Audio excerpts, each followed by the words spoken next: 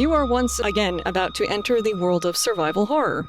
It's the Spencer Estatement, a Resident Evil podcast where me and my friends talk about the series full of monsters. And with me, again, is my friends, Chris, aka Jabberwocky 1986. Greetings. Okay, cool. And Paul, aka Castlerook. Hi. Nice. And I'm Vanessa, aka vanessasketch. This is episode 2, generally part 2 of our remake 2 discussion. Hooray! We got there eventually. Yeah. We're gonna wrap it up this time. But before we get to the main topic, we're just gonna go over relevant news since the last time we recorded. There was a new Resident Evil 3 remake trailer focusing mostly on Nemesis and Carlos. We all watched it. Yes. What do you guys think? Very cool. I still think Carlos looks like a hobo with a shotgun. I still say that's a good thing. He's beautiful. He's beautiful. Yes. He's a beautiful man. I'm planning on letting my hair grow out a little bit in solidarity for Mr. Poofy McBig Hair there. Right on. It's like he's found a poodle, rescued it, and just stuck it on his head. Provide some protection. Exactly. Provide some protection, and he's saving the animals. So I don't see this as anything of a problem. He is a caring man. Exactly. But does he have the sexy accent?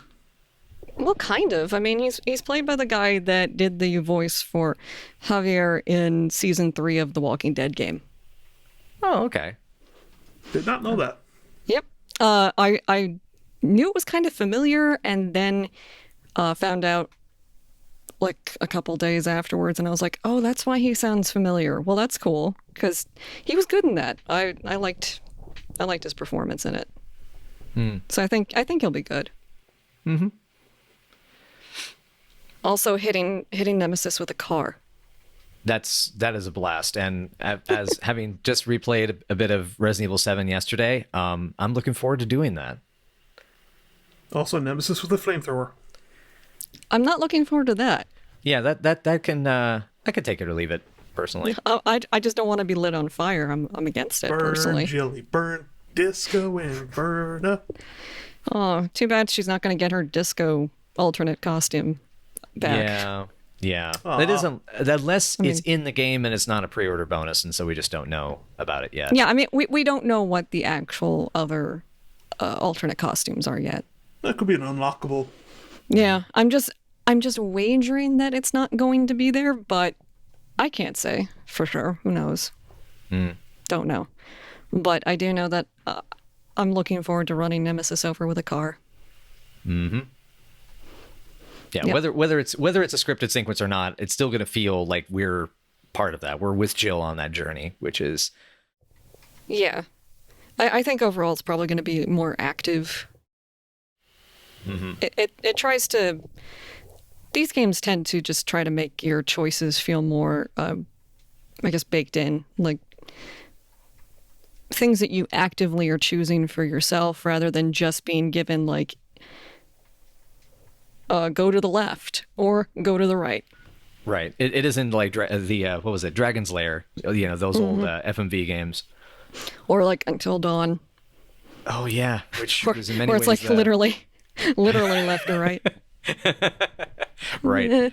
Correct. Left, Correct. live, Yes. right, die. Oh, which God. choice do you go for? Most of them end up in death. I don't like this. This is not a good weekend. God.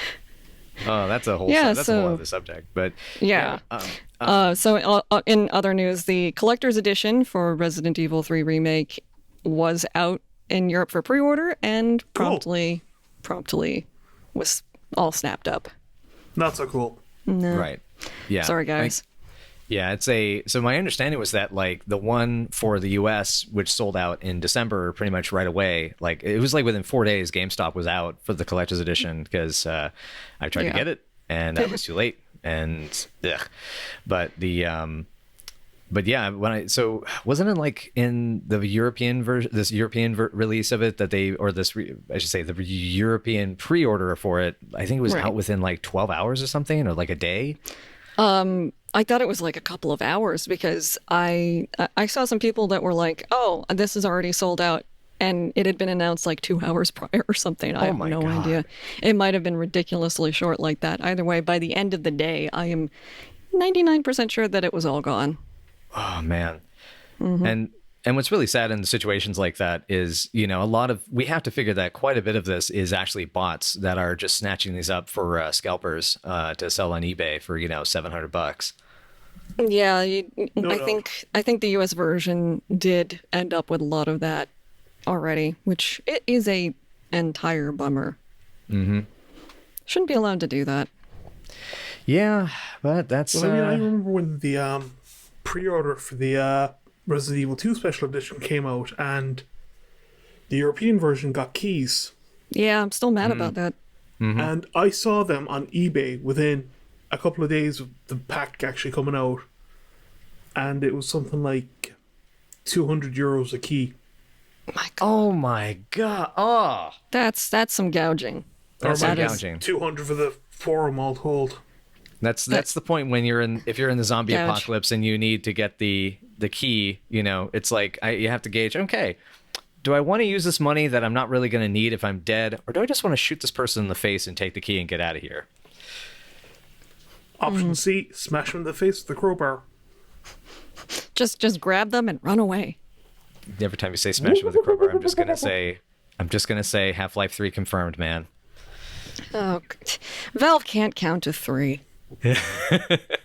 We all know this. Chris, every time you mention Half-Life, there's a small clock in the Valve offices which resets the release date to Half-Life. To never. Never. It's never. It's never.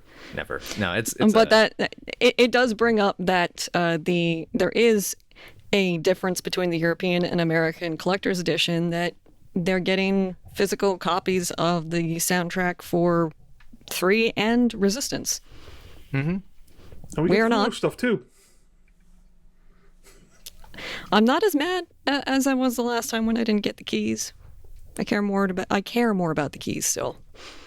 Yeah, I remember I was saying to you that if I could get my hands on the special edition last year, I would have sent you over the keys.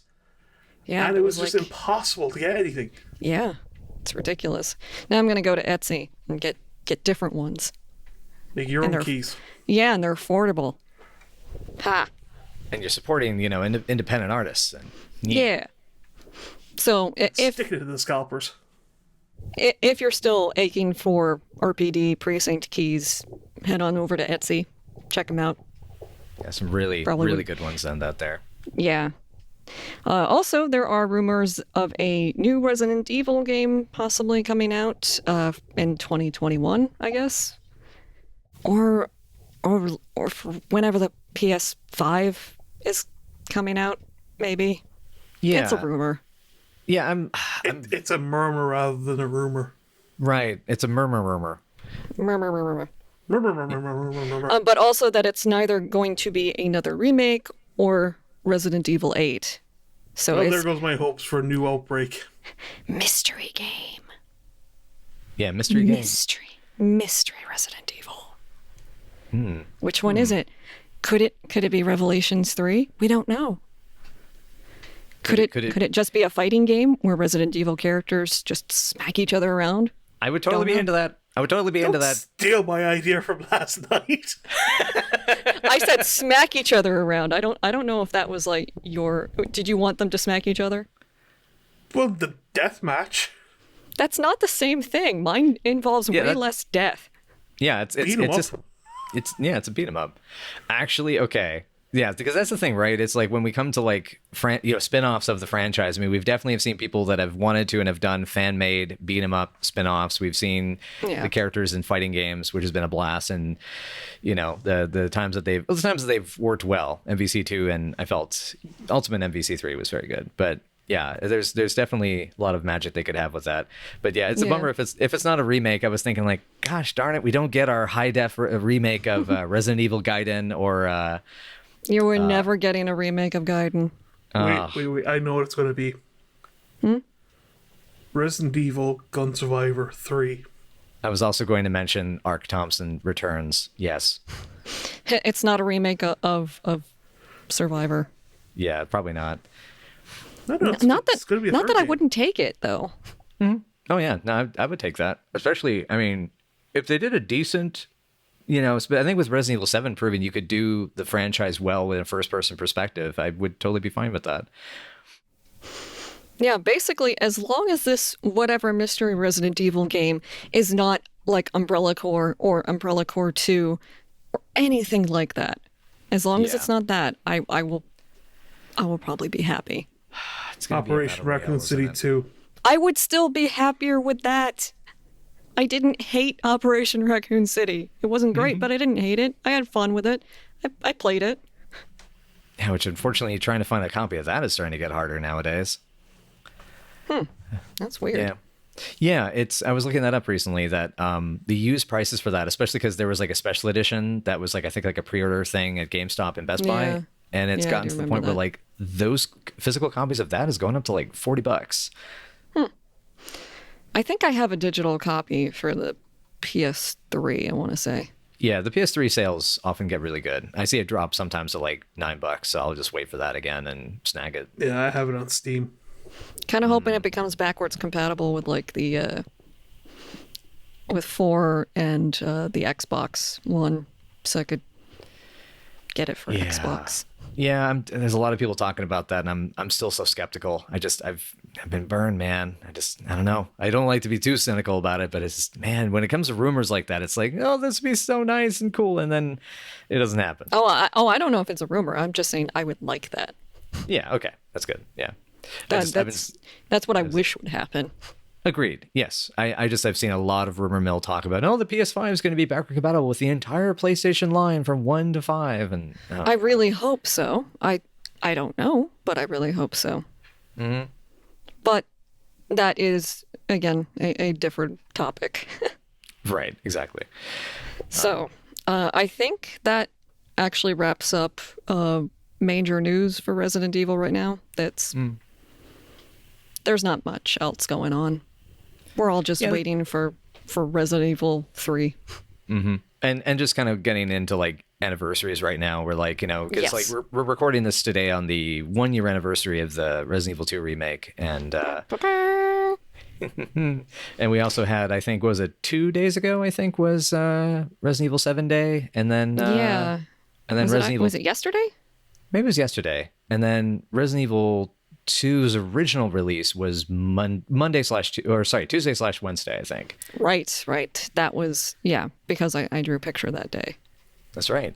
That's yes, that was fun. Oh, that was great. Yeah. I love that. Yeah. Leon's very happy when he has 2 defensive knives. I gotta say, this is pretty great. Yeah. That one is that is great. And So yeah, we're sorry, go ahead. We're actually just about 68 days away from Resident Evil 3.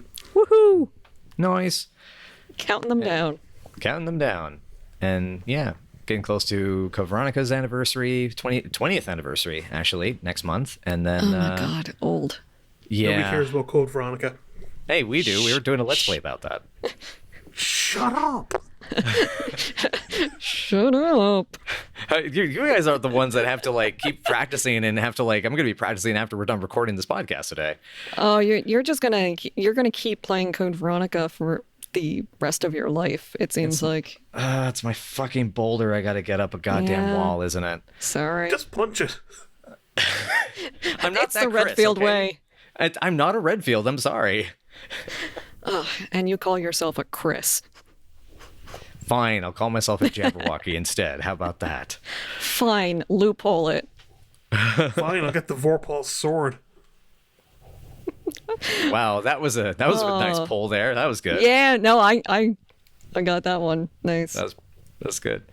Anyway, so that's the news. Yeah. Yep, that is the news. So we're going to move on to the main topic, which is continuing with our talk about Resident Evil 2, the remake. Anniversary, hooray. Yay. More specifically, getting into topics of comparisons for characters from the original to the remake, and just kind of starting off with that, and we'll go on from there, because there's a through line of these characters that is kept consistent between the original and the remake, but I feel like the remake, at least in most ways, fleshed people out more. It took them and expanded upon them. Yeah, it built on the foundations and expanded on their character, really. That's all I can add, really. Yeah. Yeah, I mean, people talk about Leon being, way too gullible in the remake, or I think he's still way more gullible in the original. Oh yeah, no, totally. Because I think we were commenting about this. It felt more like Leon was gullible because of his sort of the inexperience and the way he was trained, because of how he's a boy. But can I just point out that Leon is a rookie police officer in a situation he has no training for. Mm-hmm. He's adapted everything he knows to this situation. So it's not a case of Leon is gullible, it's a case of Leon is following his training. So if somebody says they're from the FBI, he's going to acknowledge that, and he's going to follow their lead because that's the hierarchy. Exactly. It's at least a more believable cover story for him to follow along with, oh, okay. Yeah. And I mean, if you actually think about it, at this stage, Leon has just gone through the RPD. He's seen numerous police officers attack him as they're undead. He's seen the only superior officer he's met become severely ill and possibly die, turn into a zombie, trying to attack him. So I think he's going to latch on to anyone in a position of authority because he's got something to do. Oh no, it's the adult thing. It's oh no, I need to find an adult. Oh no, wait, I'm the adult. Oh god, no. what do? I need somebody who's better at adult than the... I need more of an adult, and then Ada shows up and it's oh thank god, someone who's more of an adult than I am. Right. Oh thank god. I was just going to point out, in addition to what you were saying, Paul, is that you also just came off of the Birkin fight. So he also just encountered something that is way beyond his comprehension at this point. Yeah. It's I don't even know what the fuck I just looked at. Right. I mean, considering what he's up against, Leon, in both versions, handles things extremely well. And I think definitely. that's the training coming to the fore. Exactly. Yeah. So, man, whatever academy he went to, they did a pretty decent job of training somebody to stay level-headed in the middle of a complete apocalyptic disaster. But do you know what? That's kind of the thing as well, because I know there's a lot of stuff about the police at the moment, but traditionally they're going to be first responders. So they're going to have to be the ones calm in an accident. They're going to have to be the ones keeping everything under control so it doesn't get worse. So it does make sense. If they're doing their job the way that they're supposed to. Yeah, exactly. Right. It's the ideal they live up to, which is kind of the which is not a topic we should get into here. Yeah, right. I mean Leon's a fictional cop, so yeah, right. And he's gonna live up to it. But I mean, at the end of the day, Leon is doing his job. He's being calm. He's being collected. He's keeping level-headed in a situation that could quite easily get very horrific for him. Yeah, I mean, later on, RE6 does talk about him really having internally a lot of trouble dealing with what happened in Raccoon City, but that he just soldiered on and continued because he knew that Claire and Sherry were depending on him. Mm-hmm. Well, yeah, I mean, and there's...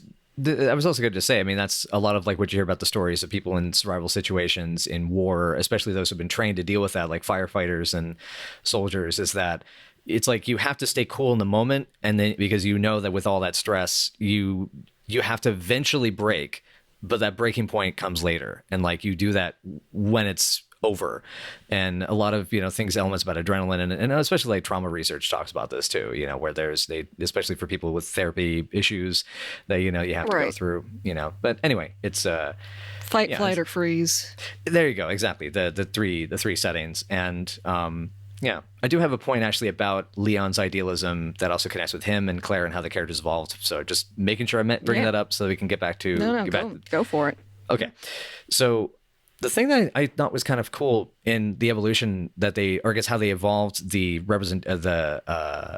iteration and the remake of Leon and Claire is that Leon definitely has this idealism that gets kind of pushed into a point of where he kind of has to wise up about the Ada situation. And what it makes me feel is that Leon definitely has more of an arc in the story. And then alternatively, what's kind of cool I felt also about Claire is that to me at least, it seemed to be more about showing her resolve through the ordeal. So like we watch Leon react to the situation and come out stronger and perhaps a little more bitter and kind of like he doesn't know, conflicted, I guess, about like, being used by Ada. Right.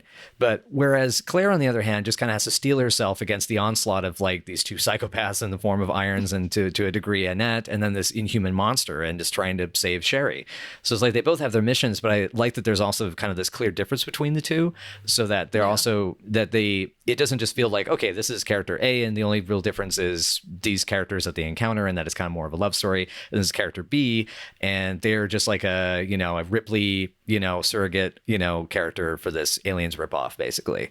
But there's a perfect moment that kind of sums up the two approaches, and it's the walkway fight with Birkin towards the end of the game. Yep, the G3 fight. Yep. So Annette lowers Leon into the fight and he's going, what the hell? Whereas Claire is the one that initiates the walkway dropping down and jumps in. So, I mean, like, by that point, that nothing is going to stop this young woman from saving that girl, and she is going to tear this thing apart to do so. Exactly. Yeah, like Claire's whole point is I care because I care.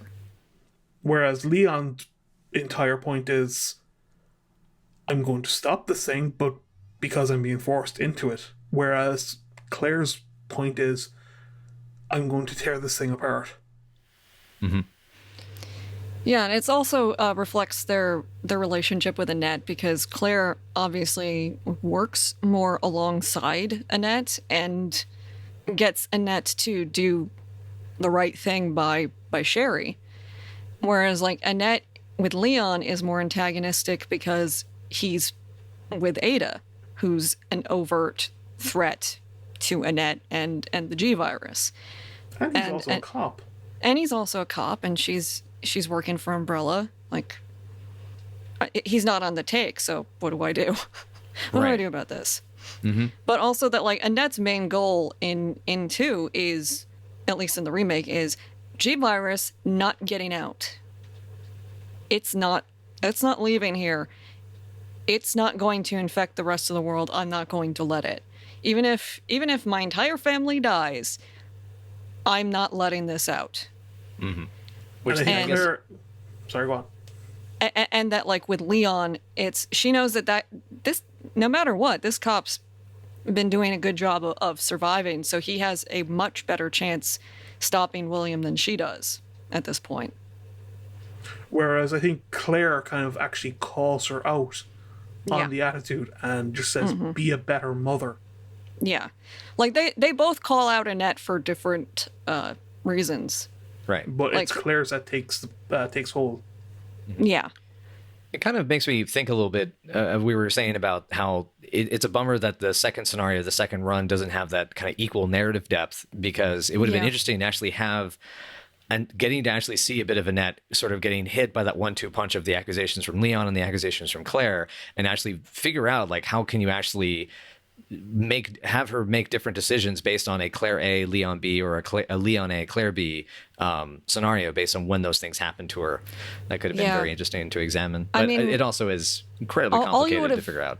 Yeah, but I mean, like narratively, I think all you would have needed to do is just not have her get crushed by William in one of the scenarios. Yeah, have him slash her instead. or just like it just, it doesn't.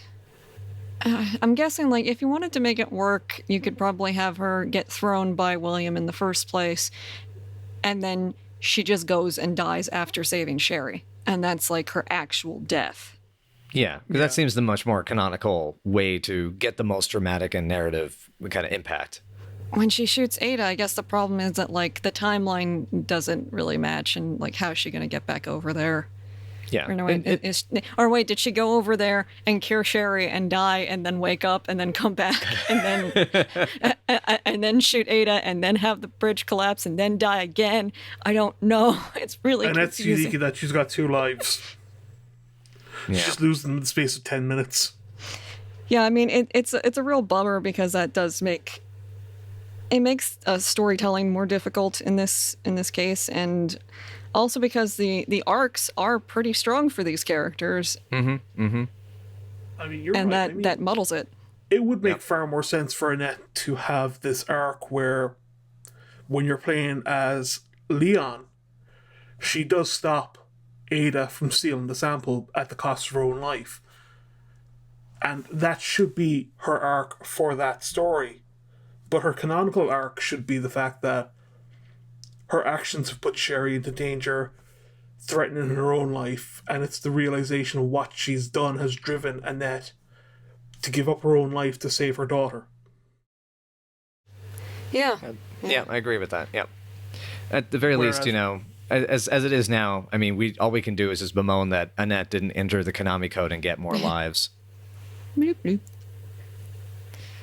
I do kind of miss that since they were sort of combining the scenarios, that we didn't get the scene in Claire B where she runs into Leon after he got shot. Oh yeah. I was really hoping that this would be in, because I still feel that Claire and Leon, whenever they get to interact with each other, I love it, and they have a lot of genuine chemistry with each other. Yeah, it's that kind of friendship that kind of comes about from being in a hostile situation with someone and kind of realizing neither of them are going to let the other one down. Right. Yeah. There's an instant layer of trust. Yeah, it's bonding with your coworkers when you work retail. You're both in the trenches together, so Exactly. It's like, don't worry, I got front lanes. I'll take care of this customer. I got it. I would have loved to have that interaction, and she's like, oh, holy shit, Leon, what happened to you? And he's like, I got shot by a scientist. but also, could you keep an eye out for Ada? Because I think she ran off, and I'm kind of worried, but I also need to go to sleep for a little while. I'm just going to take a quick nap. Okay, Claire, thank you. Right. But I mean, like, you also have the interaction then from the other side where Leon's next to Sherry after she's been infected. Yeah. And Leon just kind of says, what happened to you? Right. And Sherry's just kind of like, my dad infected me with a virus. What happened to you? And Leon's just kind of like, nothing. I got shot with a bullet. Your mom shot me. My mom shot you? Wow, she has been busy. Yeah, she has been busy. There you go. Yeah. So I think we're kind of lingering a little bit on Leon. So who's next?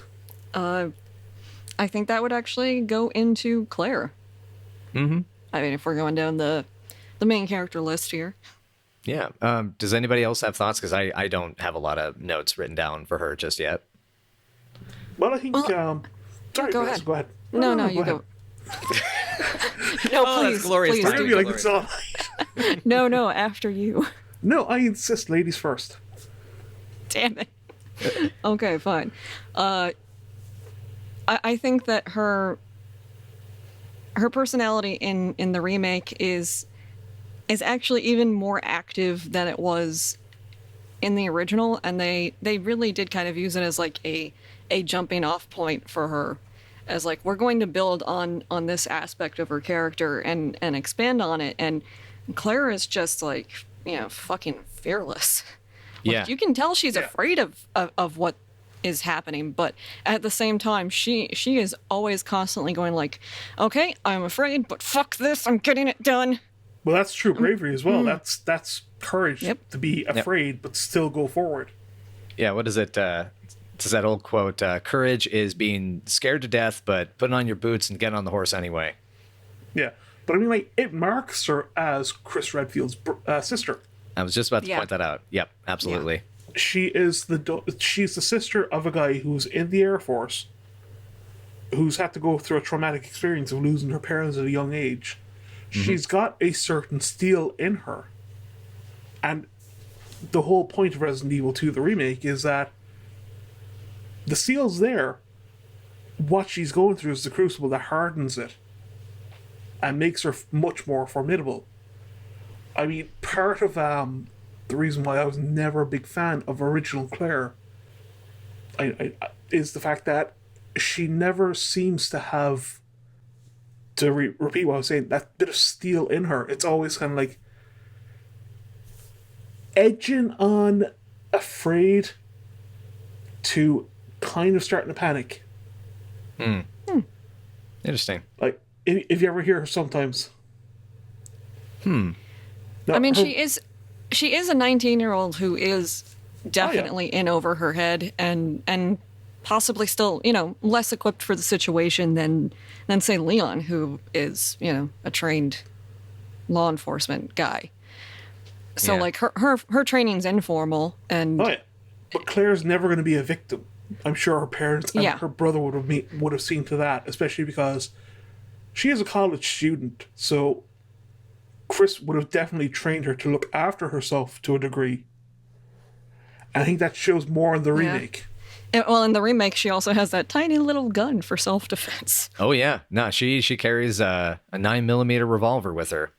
Oh, that still weirds me out. Revolvers don't typically come in 9mm. They do, but it's 38. It's a rare. Yeah, yeah. Claire's unique. And it's also just guns in Resident Evil are weird.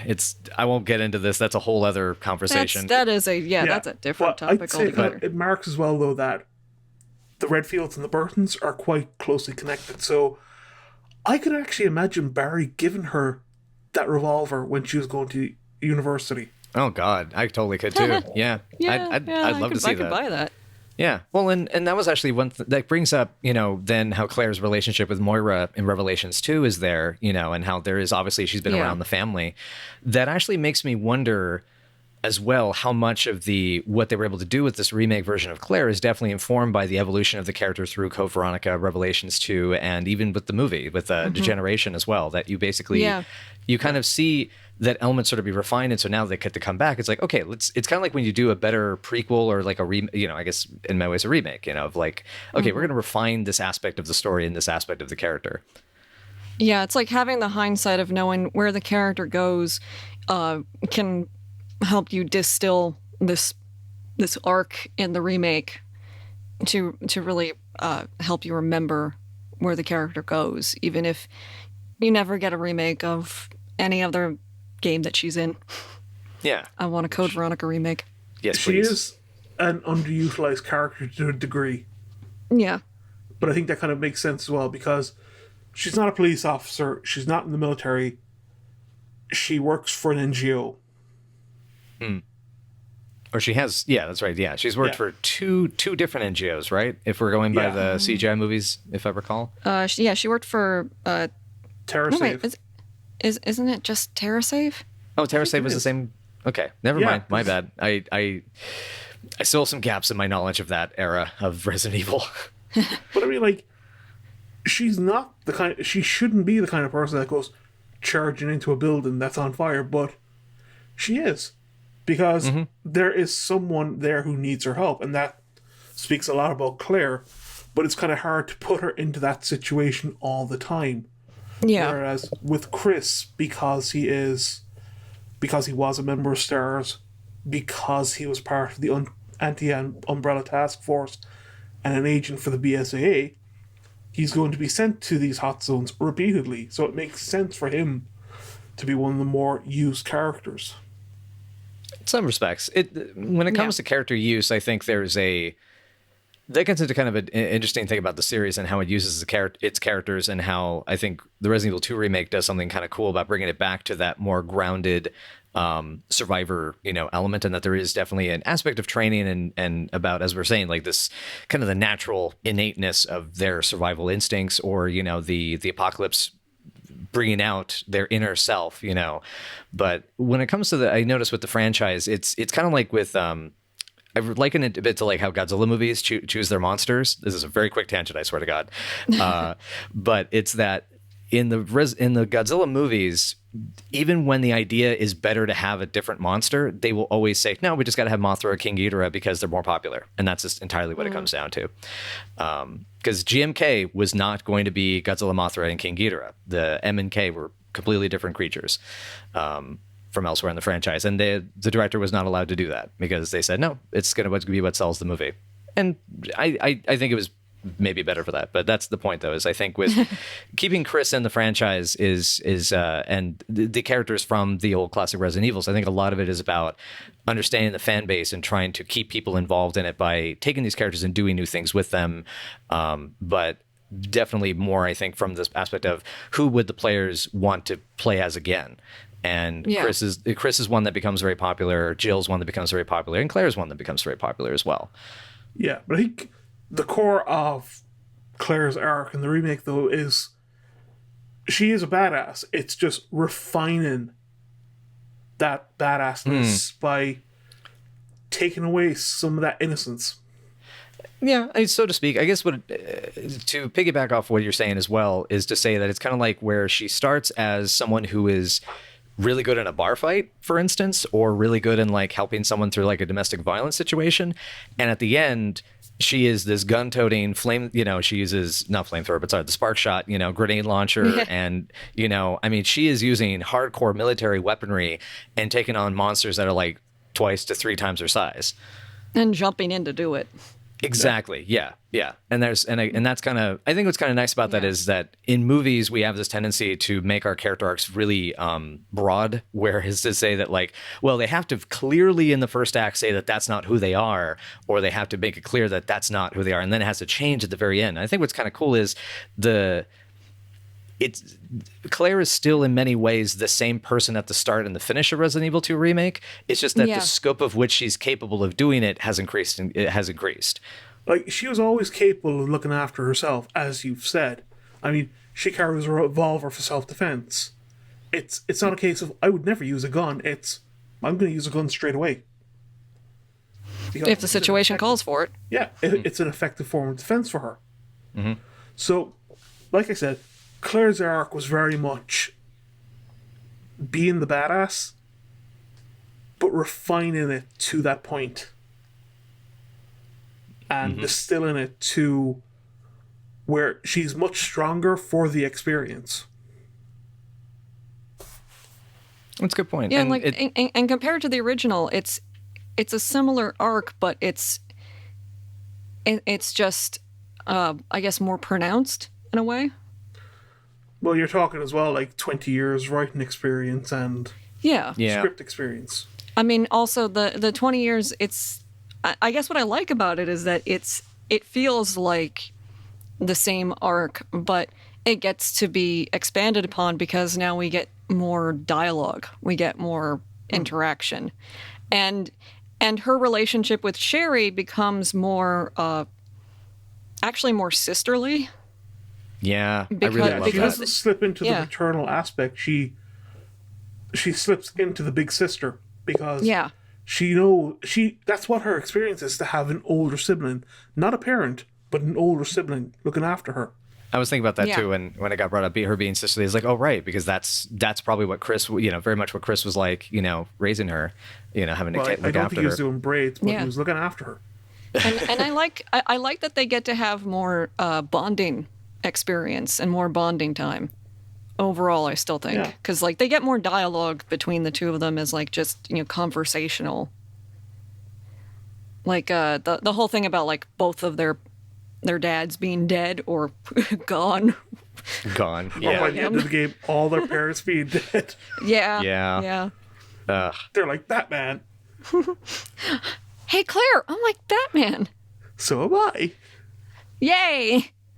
But like it's also really great because it feels very natural, and it feels like what the original was going for, at least in terms of like character interaction. It's like this is how you wanted us to feel about these characters. But I think So there's a wonderful Sherry's point not in sitting every like 5 feet. Although, God, kid. there is a wonderful point, though, where it's just after Claire has met Sherry and they're climbing into the parking lot. And straight away, yes, Claire says that her parents are dead, and Sherry says, I'm sorry. And Claire's first instinct is to comfort her, saying, it's okay, it just means we have something in common now. Right. Yeah. I love that. I She's love not that talking line. down. She's not talking down to Sherry. She's bringing her up to her own level. Right. Yeah. Yeah. It's a Yeah. yeah, exactly. It's picking up. It's a pick me Yeah. up. Yeah. It's a saying. And of- when it goes to like opening the garage, she asks Sherry to try to help her move the grate up. She wants Sherry to be involved. I mean, Yeah. you think about it. This is a kid who's been stuck in a hellhole for several days, and feeling survived. helpless. And here's someone who's saying to her right now, "I need your help." She's bringing Sherry up to her level, not as a child, but someone who can look after herself and someone who can be depended upon. And it definitely comes back to, I think, because as we've always have known since the beginning, was that Resident Evil 2's original inspiration for that was Newt and Ripley and Aliens. And what's kind of cool is, again, as we're saying, this also reaffirms that same homage, but it illustrates it in this really kind of very emotional sort of way. Whereas in Aliens, everything's kind of always panicked and tense and everything, because that was the tone of that movie. And here, what's kind of cool is by having that extra time for Claire to get bonded to it, it's that is our respite, rather than an aspect of extra tension or possibility for escape. It's more about allowing the characters to bond, and I think that was really special. I think that kind of leads into the next point for character growth, being Sherry. Yeah. Yeah, I was thinking that too. It segues right into Sherry, actually, So incredibly well. So I think before we start with Sherry, we'll just say that from my experience, one aspect I always hated about the original Resident Evil 2 and why I never really played Claire scenario was Sherry segments, which were not hard, but just tedious. I'd almost say, that's exactly what I was going to say, tedious. Because they weren't difficult, they were just boring, because it's literally one section where Sherry gets pushed through a vent and has to avoid 3 zombie dogs to hit a switch. Oh, God. It's pushing those boxes.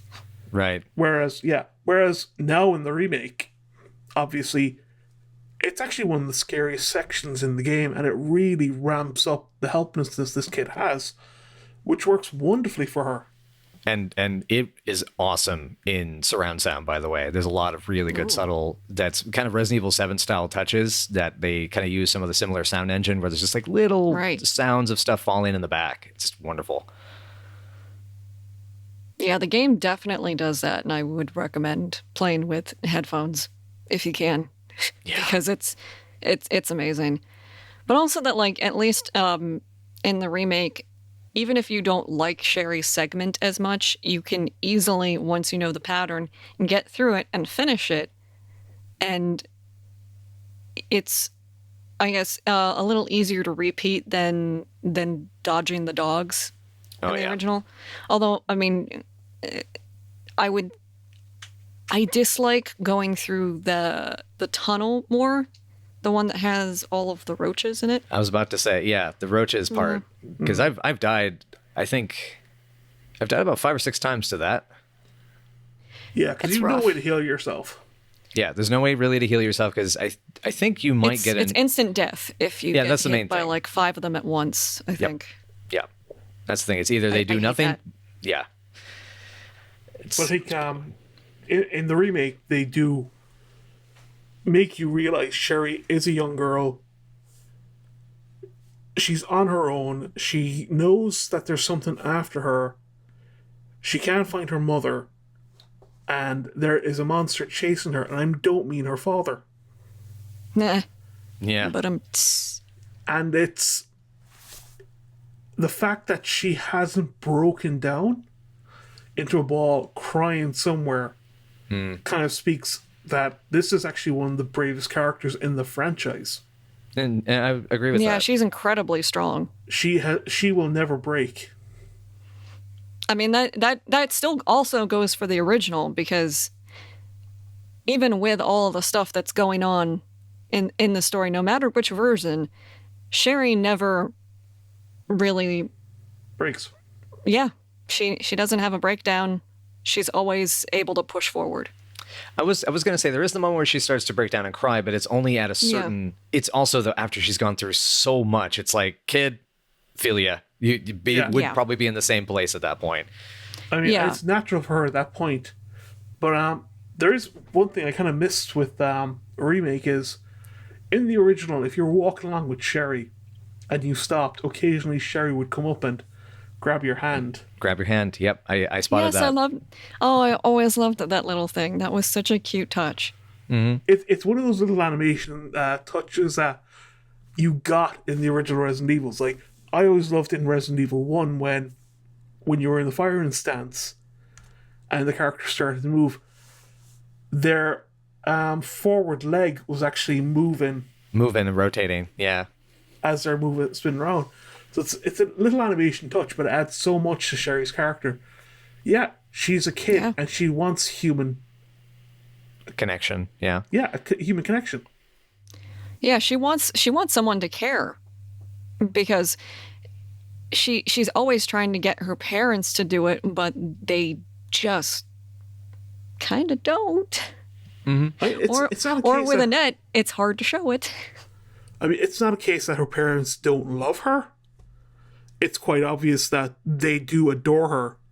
It's just how they've actually shown it is not the best example. I mean, William's debatable. I got nothing on him. Yeah, I would kind of say William's last act as a man is to save Sherry from Tyrant. That's true. Yeah, that's what it feels like as well. Because at that point you start to see his face his original human face falling in right after that. Yeah. I mean, it's probably not even a conscious effort from William. It's just probably the last instinct of a father to protect his young. I like also the ambiguity of the moment, where you could also interpret it as I think he already had infected her at that point. And I thought so too. It's doubly protecting my offspring. Yeah, Twice just over. not her. Yeah, I'm protecting the grandkid, not the kid. Yeah. Oh God! Why do you have to phrase it like that? Sorry. Yeah. Why did you have to do that? No. I'm not going to dwell on it, but and the ambiguity of the moment I thought was really good, because it is the last vestiges of Birkin's relative humanity. There's no doubt that Sherry's parents loved her, but I think it was always a very distant second to the research. Yeah, I think William has a very difficult time with that. I mean, if you look at their family photo. Oh yeah. Every family photo they've ever done for the Birkin series looks like he's like barely there. Like, I was required by law to do this. But I think as well, like, from what we see of William, it's always in a high stress situation, so he's not acting at his best. But I've always suspected that William was possibly somewhere on the spectrum. Oh yeah, probably. Oh, I would suspect so. Yeah. Yeah. But it's Also, as a rivalry with a 10-year-old. Oh God. The funniest thing. Well, like, the only thing you can really glean from William Birkin, at least in like the overall regular canon, is that he took a lot of pride on being a child prodigy and could not stand that there was another child prodigy that was younger and cuter and smarter than him. But as well as that, there must have been some sort of connection, because he's the best friend of one of the series' biggest sociopaths. That's his fault. They're two jerks that are jerking together.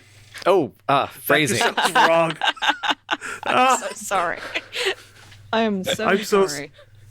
No, you're I'm not, so are you? sorry. This is revenge for Chris bringing up the grandkid, isn't it? Great. Well, we're even.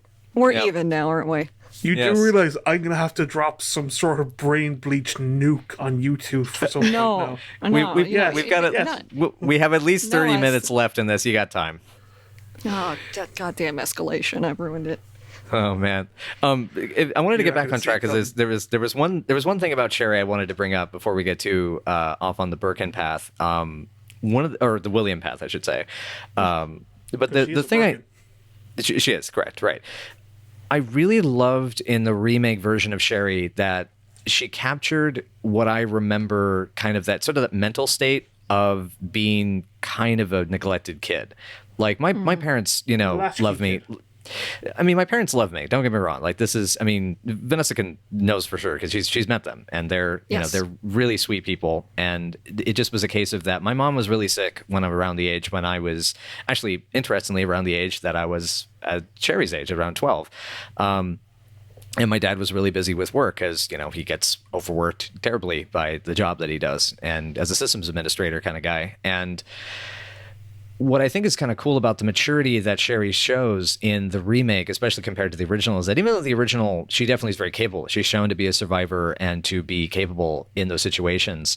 One of the things I love about Sherry in the remake is that when you're alone a lot, you kind of you have a lot of time to think, and you have to have a lot of time of relying on yourself. And that's really what I felt was captured. And one of the reasons why she had been doing such a good job staying alive on her own through much of the remake's events is that she has that neglected, latchkey kid sort of mentality. And further, I thought what was kind of, I actually had another thought that suddenly got buried while I was trying to word that shit. I'm going to try to find this. Focus. I got it. Sorry, I got it. Okay. Ah, The segment of her running from irons gives her a wonderful sequence of agency that she's smart enough to sneak around, get the key, lock the door behind her so that he has to end up getting the axe and chopping through the door. And it's her effort is incredibly valiant. And I absolutely adore that because I've always loved seeing kid characters throwing and the acid. and throwing yes. the acid. Yeah. Yeah, Oh, she's God. got an amazing presence of mind to realize he's coming at her. Throw something, even if anything.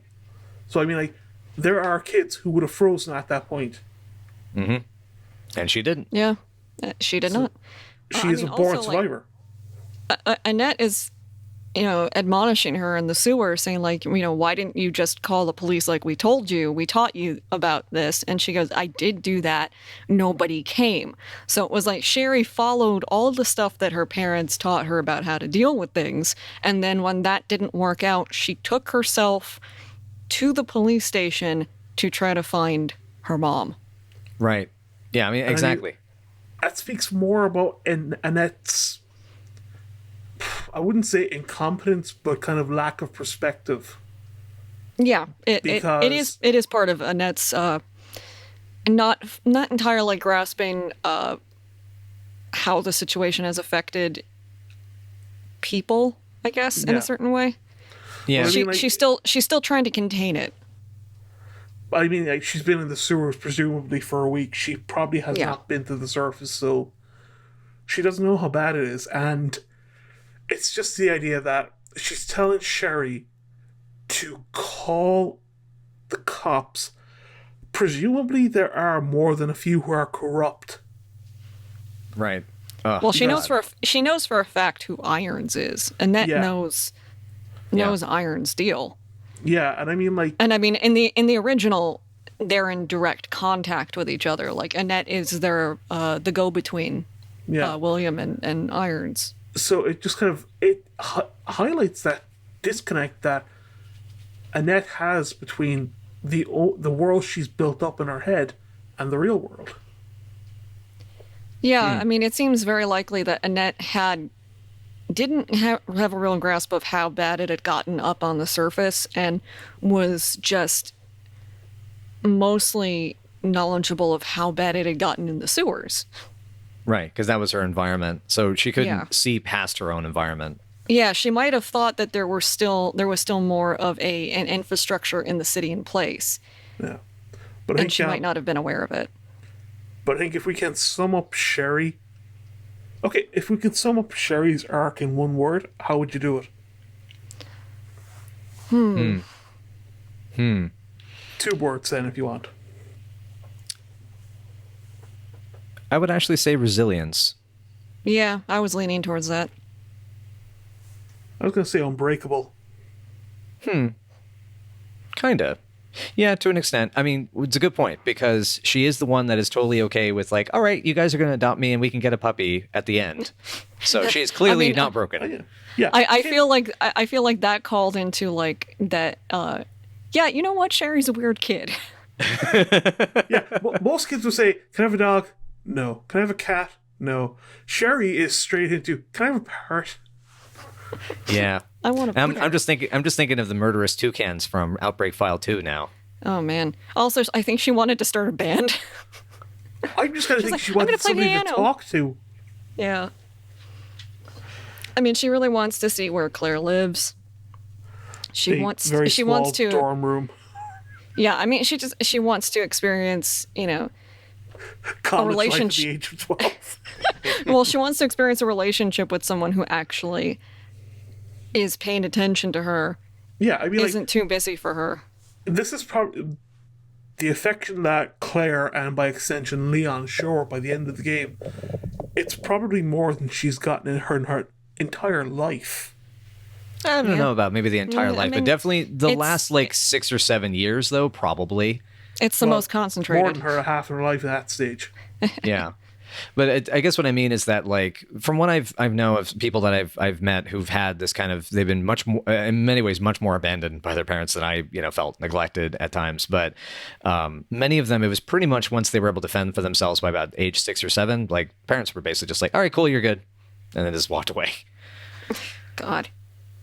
Yeah, I've Actually, yeah. one thing I do miss that we don't get in the remake is the interaction that you could have gotten between Leon and Sherry. Yeah. If the scenarios had connected like in the original, you would have gotten Leon taking Sherry to the train. Mm-hmm. And I mean, already they had done such an amazing job making the emotions so high. I mean, I felt really emotionally compromised at the end of the scene, and that's death scene with Sherry. That I mean, I would have loved to have seen them double down with that and see how Leon reacts to trying to interact with her and try to keep because she's still infected. I mean, keep her awake, trying to keep her going, and because she's still He's acting as a police officer and he's protecting her. Exactly. Yeah, because I mean that's the thing that they often say they never can train you for, which is that how are you going to react in those situations when you have this little kid in your arms that you're having to carry somewhere to safety? You're not prepared for it. Yeah, like I'm sad that the only interaction is just literally like, oh, who's this? This is Sherry. Okay, Right. I found a kid. I would have loved a short set piece in the RPD where Leon comes across Sherry being cornered by a zombie. He takes out the zombie, and it's just kind of like the windows suddenly break in the room, and zombies are starting to pour in. Leon's got to fend them off. Kind of a mini version of the siege scene from Resident Evil 4. I mean, not too many zombies, just like maybe 4 or 5. Yeah, 4 or 5 is a problem at that point. Yeah, in remake too, that it's a lot. it's a lot. I mean, Yeah. I mean, I was thinking it kind of ends up like the No Way Out scenario. Mm-hmm. In a way. Right. so That that's would be one kind of similar. Yeah. So that's one partner down. Ada. Ada Wong. Wait. Yeah. Yeah. I saw you did there. You get it. Yeah, you get it. The lady in the red dress. So this is the one I actually have notes on. Okay. Because this comes into what we had talked about this a while back. I think in our chat about Ada and kind of the difference. I mean, I was mentioning this guys before, but I felt it was really cool with Ada Wong in the remake about how comparing it is the original is much more of a classic femme fatale, more very film noir coolness, and kind of seeing her in the Leon B scenario get kind of melted, that cool exterior melted down by the dopey rookie cop, the old trope of the dangerous dame falls for the idealistic sap, sort of ploy. I thought it was really cool in the remake that they gave her a lot more distance emotionally from the people she interacts with. And it kind of made her more like a spy novel character, something that's a little more, she's using people a little more. Like it's, especially for those of us that know the twist that's coming, you can really see how she's playing Leon like a cheap fiddle. And like how even the kiss at the end of the original was it was kind of played more romantically. And here it's clearly, this is a manipulation. This is, I need you. And he needs to feel needed. And so by giving him that incentivizes him to go do what she wants. Smooching him will get me ahead. But Exactly. I mean, like, the biggest crack in her facade doesn't come from Leon. It comes from Kendo and his daughter. Because she's seen straight away, the lies aren't going to cut it here. Mm-hmm. Yeah, that's a good point, because that's then when she finally starts squawking the full story. And I think also what's interesting is if she's in this field where she's stealing viruses for these companies and, doing this kind of work for hire in the arms, this is where you get to see the effects of it on the average citizen, the average person. And we don't know what Ada's background is. We don't know what town she came from, what environment she came from. And we don't know if part of this is just that she was born into this kind of world of this is just kind of the way the world is. And you're either, small fish or big fish. And she tried to become the big fish that could navigate the murky waters of the world. And if seeing Kendo and his daughter, was like the reminder of who she was when she was younger. I mean, I don't know. That's a lot of conjecture, obviously, but we don't have any solid info. I doubt in this version Ada works for Umbrella directly. I think, or against Umbrella. I think she's just a corporate spy, a mercenary, basically. Yeah, it seemed that she was much more work for hire, and it seemed like just a contractor, basically. Yeah, like not really working specifically for a rival. But It for the sounds highest like- bidder. Yeah. I mean, the haunting reveal, if they decide to continue with this remake timeline, would be if she actually was working for the U.S. government, and that was why they were suddenly becoming aware of the virus, and they wanted it for their own military purposes. Well, I mean, the government was aware. And it was buying the and- viruses. Yeah, like I think even in like remake 2's continuity, it's William went to the U.S. military. Oh my gosh, that's right. with I the totally forgot G-virus. about that. Yeah. Yeah, like that. They basically make it clear that he went behind Umbrella to deal with the U.S. government instead, because I guess he thought Umbrella was going to push him out. That's right. And replace them with a 10-year-old. And he's like, Probably. but she blew herself up or something. I'm Yeah. better. I'm I think- still alive. Yeah, but on a more serious note, no matter what, Ada was always going to be a threat to the Birkins, because Yeah. if she got her hands on the G-virus or the devil vaccine, any leverage they had with Umbrella or with the US government is completely gone. So, yes, Leon is a threat. Yes, Claire's a threat. But Ada was probably the biggest threat to them other than Umbrella. Yeah, because Makes sense. Yeah, because I mean, Leon and Claire could be manipulated in their own ways, and because of their own bonds, and just because of the circumstance, they were, I guess, more familiar threats. Whereas Ada was a kind of the third party that's a little murky, maybe not murkier. I guess actually it's a more direct threat, as in it's More pretty much ruthless. ruthless. Yeah, exactly. She's there for a purpose. The other Exactly. two end up in the situation because of timing, and Right. Ada is there because she's working. We're talking then, I guess, about a direct antagonism then. Yeah. Yeah, she's more directly a threat because of that. Yeah. Claire and Leon are there by happenstance and misfortune. Ada is there with a purpose. Yeah. I mean, I am kind of sad that we don't get that same Resident Evil 1 connection like we did in the original. I was but kind of curious. Yeah. it's very, but the FBI thing still is more believable. Right. Yeah. It's And a more believable cover story. Like, I believe Leon going, "Oh, an FBI agent, okay." And I mean, Then a woman going like, "I'm looking for my boyfriend." yeah, a lot of people are looking for their boyfriends, they're looking for their partners, their loved ones. That's going to fall apart very quickly. Whereas I think any cop still in the city would kind of be more accepting of an FBI agent being there, because it gives them that false sense of hope that help is coming. Right. A kind of a bigger authority than me is going to take care of the problem. Yeah, exactly. That was my point about Leon at the beginning, in that he's reacting to his training. And I mean, like, Yeah. an FBI agent is going to get into more places than a cop can. Right. And he's very committed to justice. So it was like, "Oh, okay.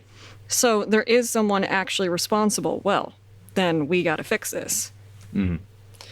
So that brings up a question that I have for you guys about your perspective on this. Is one of the things that is interesting in the difference between the original and remake, and obviously, as I pointed out, is the kind of how, by being more classic femme fatale, that then, becomes more like she warms up to the kid. Basically, it's like, gosh, you remind me of an innocent version of myself, and naivety. Yeah, I have my note is that same, if only I could be as naive as that little bucket puppy. But that she feels more, in the remake, she feels much more of a chaotic, neutral character. And I did feel that, cutting out the John subplot, especially like we sort of lose the cover story in her line where she kind of even says, like, "I just found out that John's dead," where she kind of feels sad about that in a way. Or at the very least, like, her goals are changing at that point, because that's when Leon saves her. I just found out John is dead. Kiss me, Mr. Policeman Officer. Oh, come on. I wasn't going there. Okay. No, but that's kind of how I felt in the original.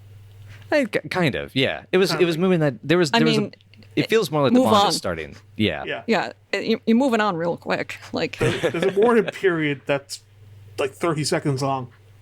she's like, "Okay, yeah. well, let's John's go." dead. Kiss Yeah. me. Right. But the thing I was going to say, though, about her presence in the remake, though, is I was curious what you guys felt about the way they did shift the tone to be much more kind of in line with like the Leon A scenario, which was less romantic and much more of a kind of a darker betrayal story with regards to how Ada deals with Leon, especially at the confrontation on the bridge where she falls. Yeah, I mean, I'm kind of sad that we didn't get the B scenario, but I know that I think as a death, that one, the A scenario seems more concentrated as an arc. Like, they actually have a confrontation in that one, whereas like Leon B, I don't think he ever actually gets to directly confront her about it. Ada tells him, Annette tells him, and then runs off, and then Leon gets cornered by Mr. X, and Ada just shows up and gets slammed and then dies while smooching him. I kind of feel though. Sorry, go on. I was just saying that it's.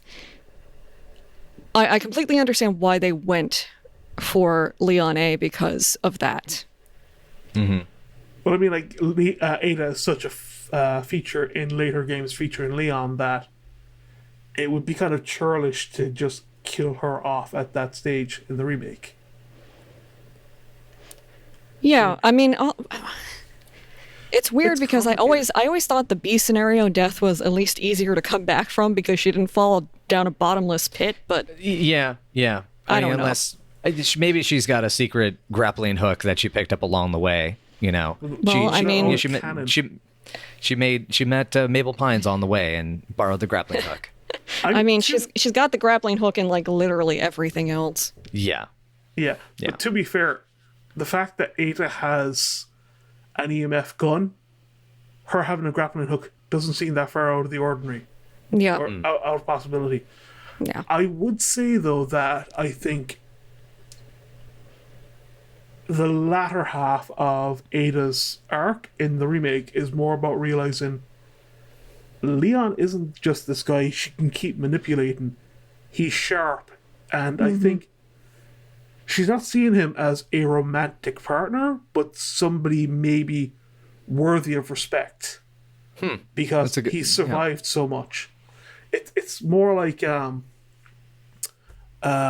a series of novels from the early 20th century called Father Brown. And he's had a repeated friendly rivalry with a professional thief called Hercule Flambeau. So I think it'd be more that kind of relationship where it's worthiness, it's respect, it's worthiness, it's seeing somebody as an equal rather than somebody you can manipulate. Yeah, I think she started working with him in the first place because she saw he was a cop who was still alive. And didn't realize he was there like 10 minutes earlier. Yeah, but it's like, it's still somebody who managed to stay alive even this long in the RPD is something. So it was like, you know what? Maybe I can get help from him. It might be easier to get to Ben if I got this cop around. And then as it progresses, he just continues to survive, and she has to string him along because, yeah, that's her job. It's going to be so much easier if I have help to get into the nest, and I'll just deal with, I'll just ditch him when I need to. But eventually she not just respects his capability, but then starts to genuinely respect him as a human being. Mm-hmm. Because it's like, you're also smart enough to figure it out. Right. Yeah. I mean, like, there's no doubt that Ada had a degree of ability because she's managed to get into Raccoon City and survive for a period. But I think her own gaming segment shows that she really wouldn't have lasted too long without Leon. I mean, her segment is one of the harder sections of the game, especially if you've been injured. And if you're playing on hardcore. Yeah. It can get a little intense. So, I mean, like, she can't survive without Leon. But it'd be a lot harder. Yeah. It'd be a lot harder. Without him. Yeah. And she wouldn't have necessarily the skills to survive the way he has done. I mean, a corporate spy is not somebody who's going to be trained in virtually every firearm police precinct. They're not going to have like the skill to fight someone in hand to hand or to use a baton to defend themselves.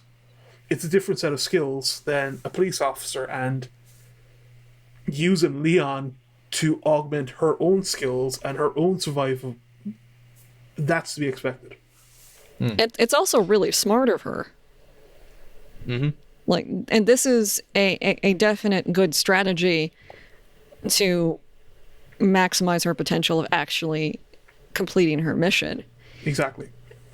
It's just that, like, at the very end, she realizes, you know what, I do like him enough as a person that I don't want to kill him. I don't want to have to do it. Right.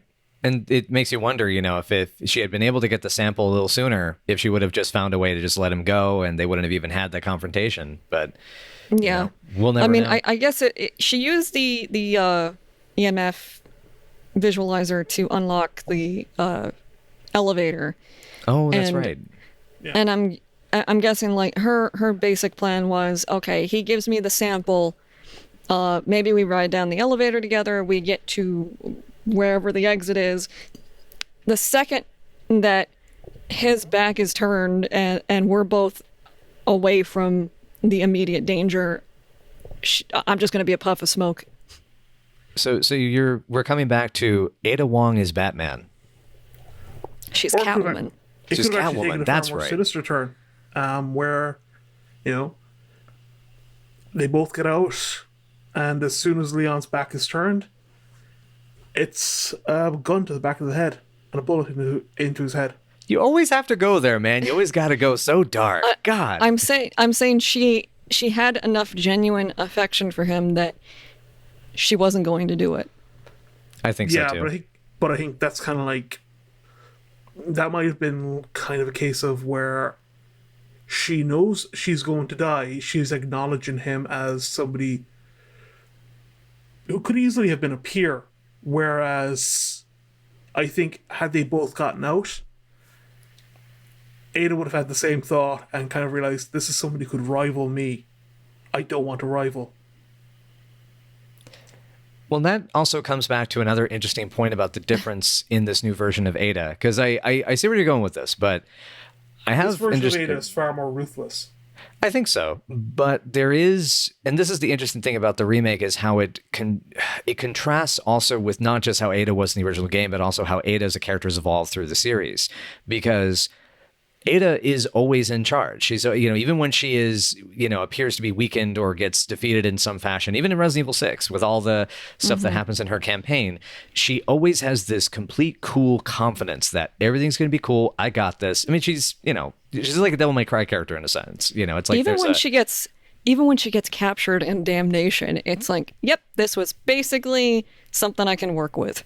Yeah, exactly. It says a lot that her campaign in Resident Evil 6, she's the only one who doesn't have a named partner. She just gets Agent. Agent, yeah. Intern. Yes, Agent Intern. Yes, that's right. I love Agent Intern. He wants to help Miss Ada. Right. And who wouldn't? She's awesome. She's a badass. It's just a ridiculous headcanon, but I always get a lot of kick out of it. Same here. It's funny.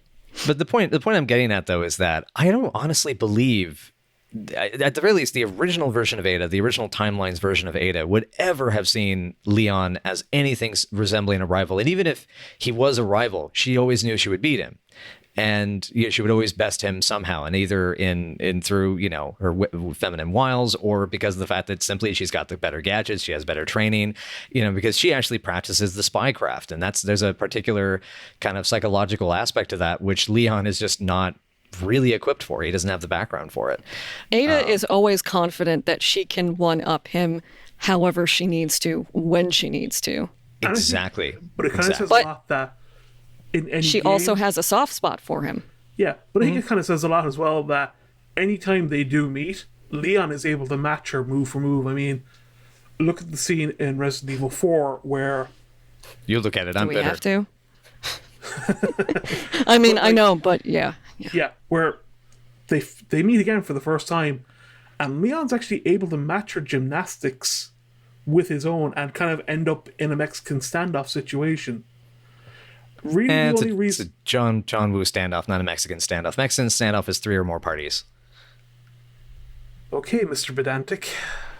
I'm going to say Wesker was on her glasses and therefore a third party. Shit. But I mean, like... Oh, God. How's that for pedantic? Bravo. But I mean, like... Good God. Oh. Anytime they actually meet, the only way Ada is actually able to get away is if Leon is distracted by something else. But she distracts him, so it's still something she initiates. Exactly. She still has the high ground. I mean, current canon Ada, it is clear through like separate way stuff and mostly RE6 that she will actually sometimes go out of her way to make sure that Leon doesn't die.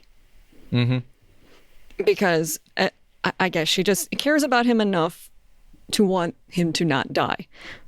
But also, at the same time, oh boy, if I keep him alive, then I can continue to string him along for another 5 years. 20 years by that stage. By that point, yeah. By it's that like point, 20 years of being strung along by Ada. But like also, like 6 has her at times actually saving people, and that's her own choice. Mm-hmm. Yeah, I always love that. Like when you have somebody who's taking your face and is framing you for crimes, you have to go out of your way to prove I'm not terrible. Yeah, you're not an absolute douchebag. You're just kind of a douchebag. Right. Well, I'm just a regular douchebag. Right. I mean, I've basically am beginning to realize that her alignment is very like chaotic neutral in some respects. Yeah. Yeah. Many respects, but yeah, I would say just toward chaotic good. Yeah, like she's basically chaotic neutral, then edges into chaotic good. And goes, God dang it! I'm not a centrist anymore. And then she has to turn back and just go back to being like chaotic neutral. She's like, wait a minute, I'm turning this helicopter around. Hang on. Whereas I think remake Ada is certainly just full on neutral. Not chaotic, not good, not lawful, anything like that. Just, I wouldn't even go for that chart. Just plain ruthless. No. She's very pragmatic. Yeah. Ruthlessly pragmatic. I was just going to say, speaking of the word pragmatic, I also noticed still in our notes we had some other stuff we wanted to discuss. Just wanted to check in if we were going to... do you want to go over, any of the other characters? Because there's, Marvin, Ben, Kendo. Gosh, that's 3 really good choices. I'm going to let someone else choose because I'm afraid I'm going to start to gush and ramble. Okay. How about, Paul, you pick one. Well, I was going to say, how about we just briefly go through them, because they don't actually have that much of an impact, save for Marvin, but That's they true. don't Well, Kendo, yeah. I mean, that scene we'll each take a still character. breaks me. Okay. We can do that. So, Vanessa, would you like to go first? Okay. I will go with... I'm going to go with Ben. Damn it. Sorry. You shouldn't have asked me. You shouldn't have done it. You should have just stolen... You should have just stolen the character and then ran with it. Right. Okay. I'm excited. This is going to be great. I mean, poor Ben. And I did bring this up the last time. The thing that gets me is that he only gets one scene, but he makes such an impact in that one scene that I'm always sad we don't get more of him. And it felt like another good updating of the character as compared to the original. Which, I mean, I still like the original Ben quite a bit because he's kind of a shit. Yeah. Yeah, Ben's always going to be a shit. I like that. I mean, I don't know why Leon in the original is so mad at him. It's like, well, who's that other dog that Ada's talking to? Who is that guy? I don't like him. Bark, bark. Bark, bark. I love it. Bark, bark. Who's that rival? Bark, bark. Right. But in return, Ben is always like, well, I got the key right here, officer, but I'm not fucking leaving because there's monsters out there. Yeah, that's it. Lock yourself in a room where the monsters can actually get to you. You can't get out, and you'll eventually starve, or more than likely, dehydrate to death. Mm-hmm.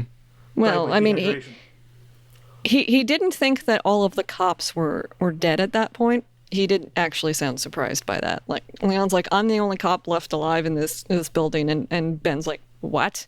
Mm-hmm. Yeah. So he didn't Okay. realize how badly it escalated, which means he's probably been down there for a while. Which is kind of weird because remake Ben actually acknowledges that, because he does say, "Are we the only ones still alive in the building?" Mm-hmm. Yeah, they changed that up because of the partly because of the Irons having locked him up down there, because and can I just say, because this connects to why he was caught and locked up in there this time around. I love that he's now a terrible journalist. He's a terrible ambush journalist. I mean, he's good at finding the information that is difficult to find, but he is a terrible interviewer. Yeah, he's the worst interviewer. I mean, I guess that's what I mean is because this is as bad as Eddie Brock's interview in the Venom movie, where it's like, hey, I hear you into a bunch of evil shit. Do you want to care to comment on that on the air? Please tell me about your evil plans over this recording device. Now speak directly into the recording device. Where exactly is your evil underground laboratory? And Annette's like, no, fuck you. I'm leaving. Hello, Annette. I know you're an umbrella scientist. What monstrosities have you created in the last week?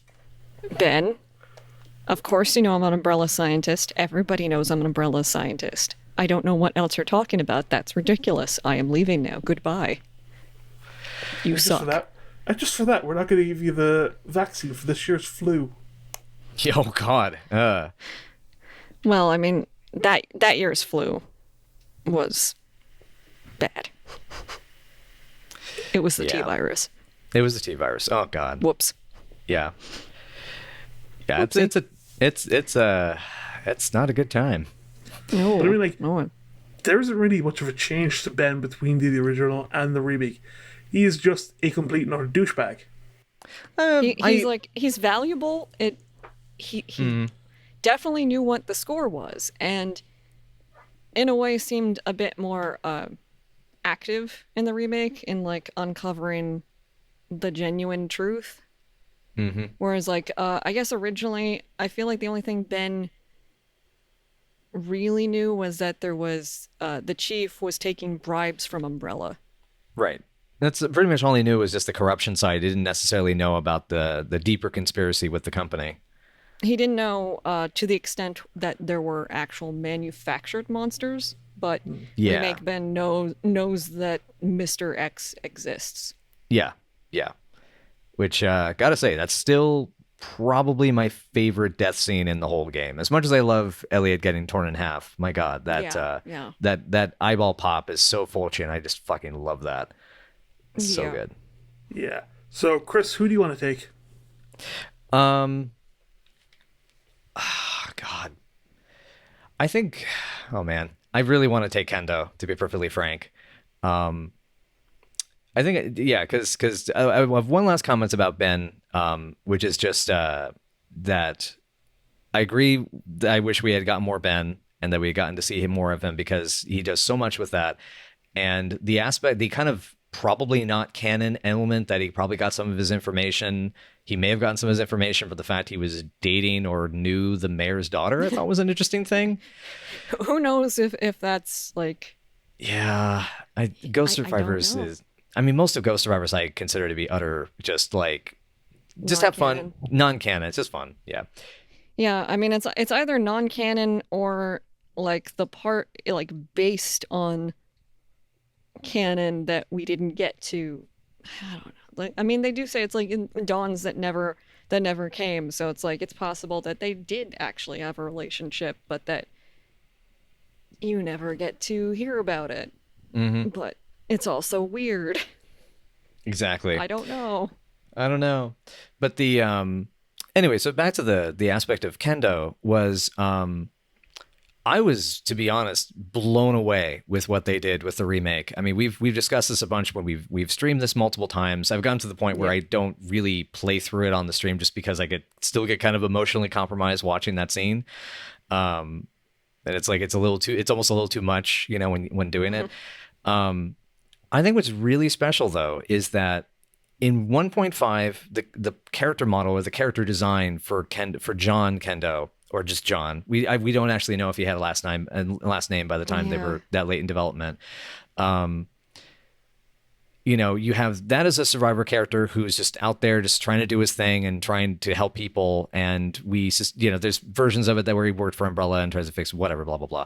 And you have... I don't think they were the same guy though. Like, I don't think that was Resident Evil 1 John.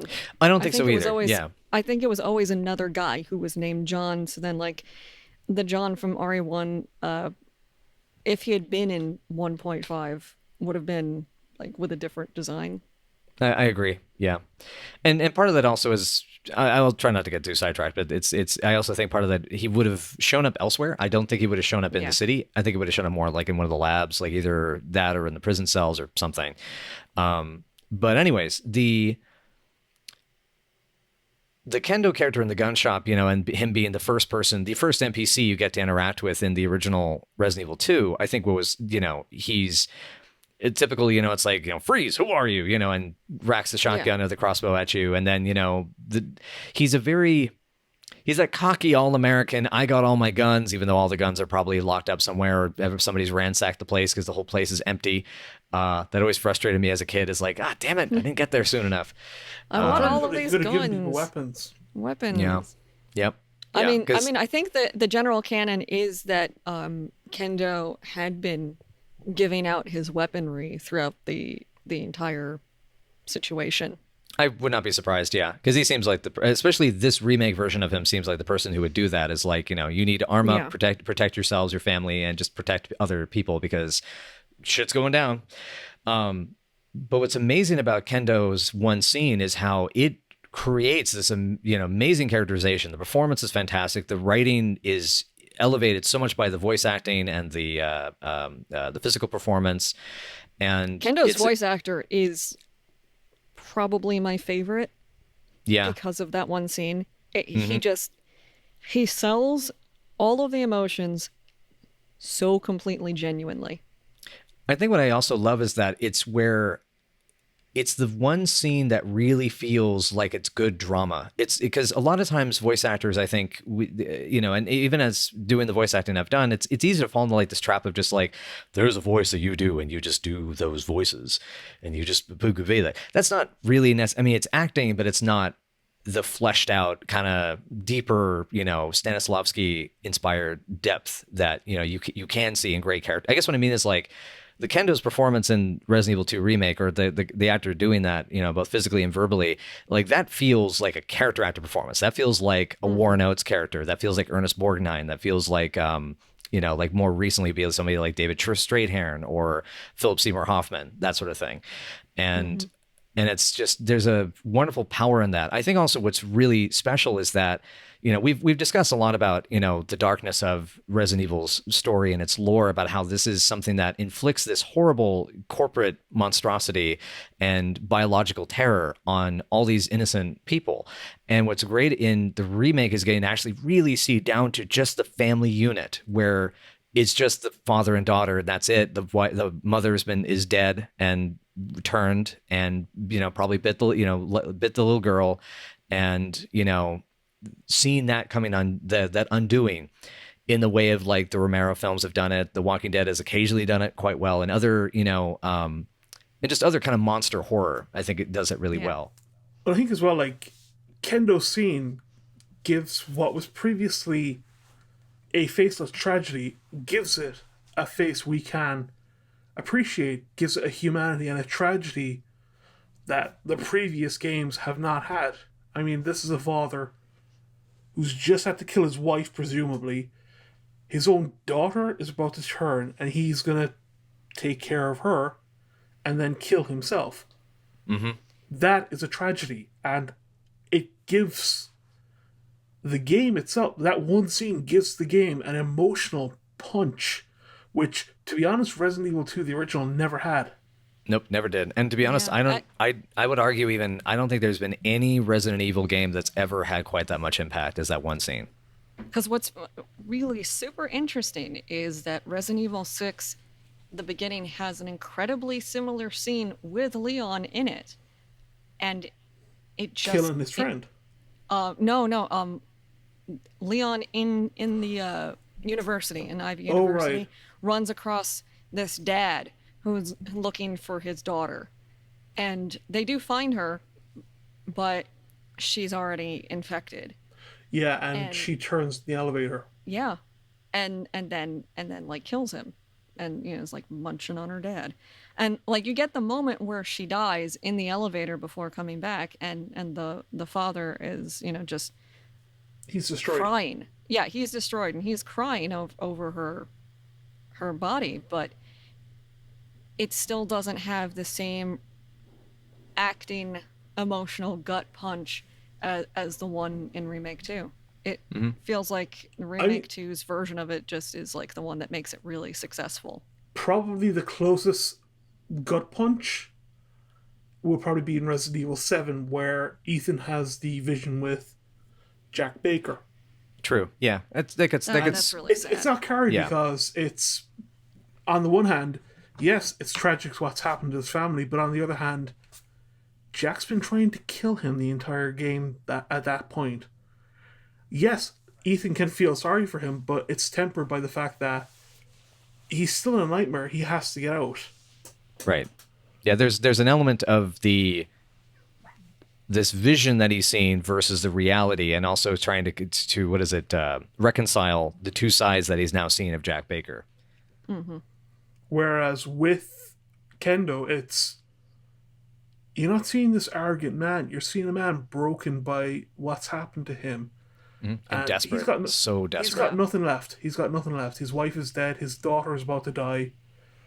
And yeah, he lashes out at Leon, but it's not a genuine anger. It's the anger of a broken man. Yeah, it's grief. It's grief, and it's also you were supposed to fix this and you didn't. It's kind of the blaming of the police force for not doing enough, which is, in essence, I think the way it's one of the reasons I feel it's a bummer that Leon never got to meet Irons and got to see that corruption of power.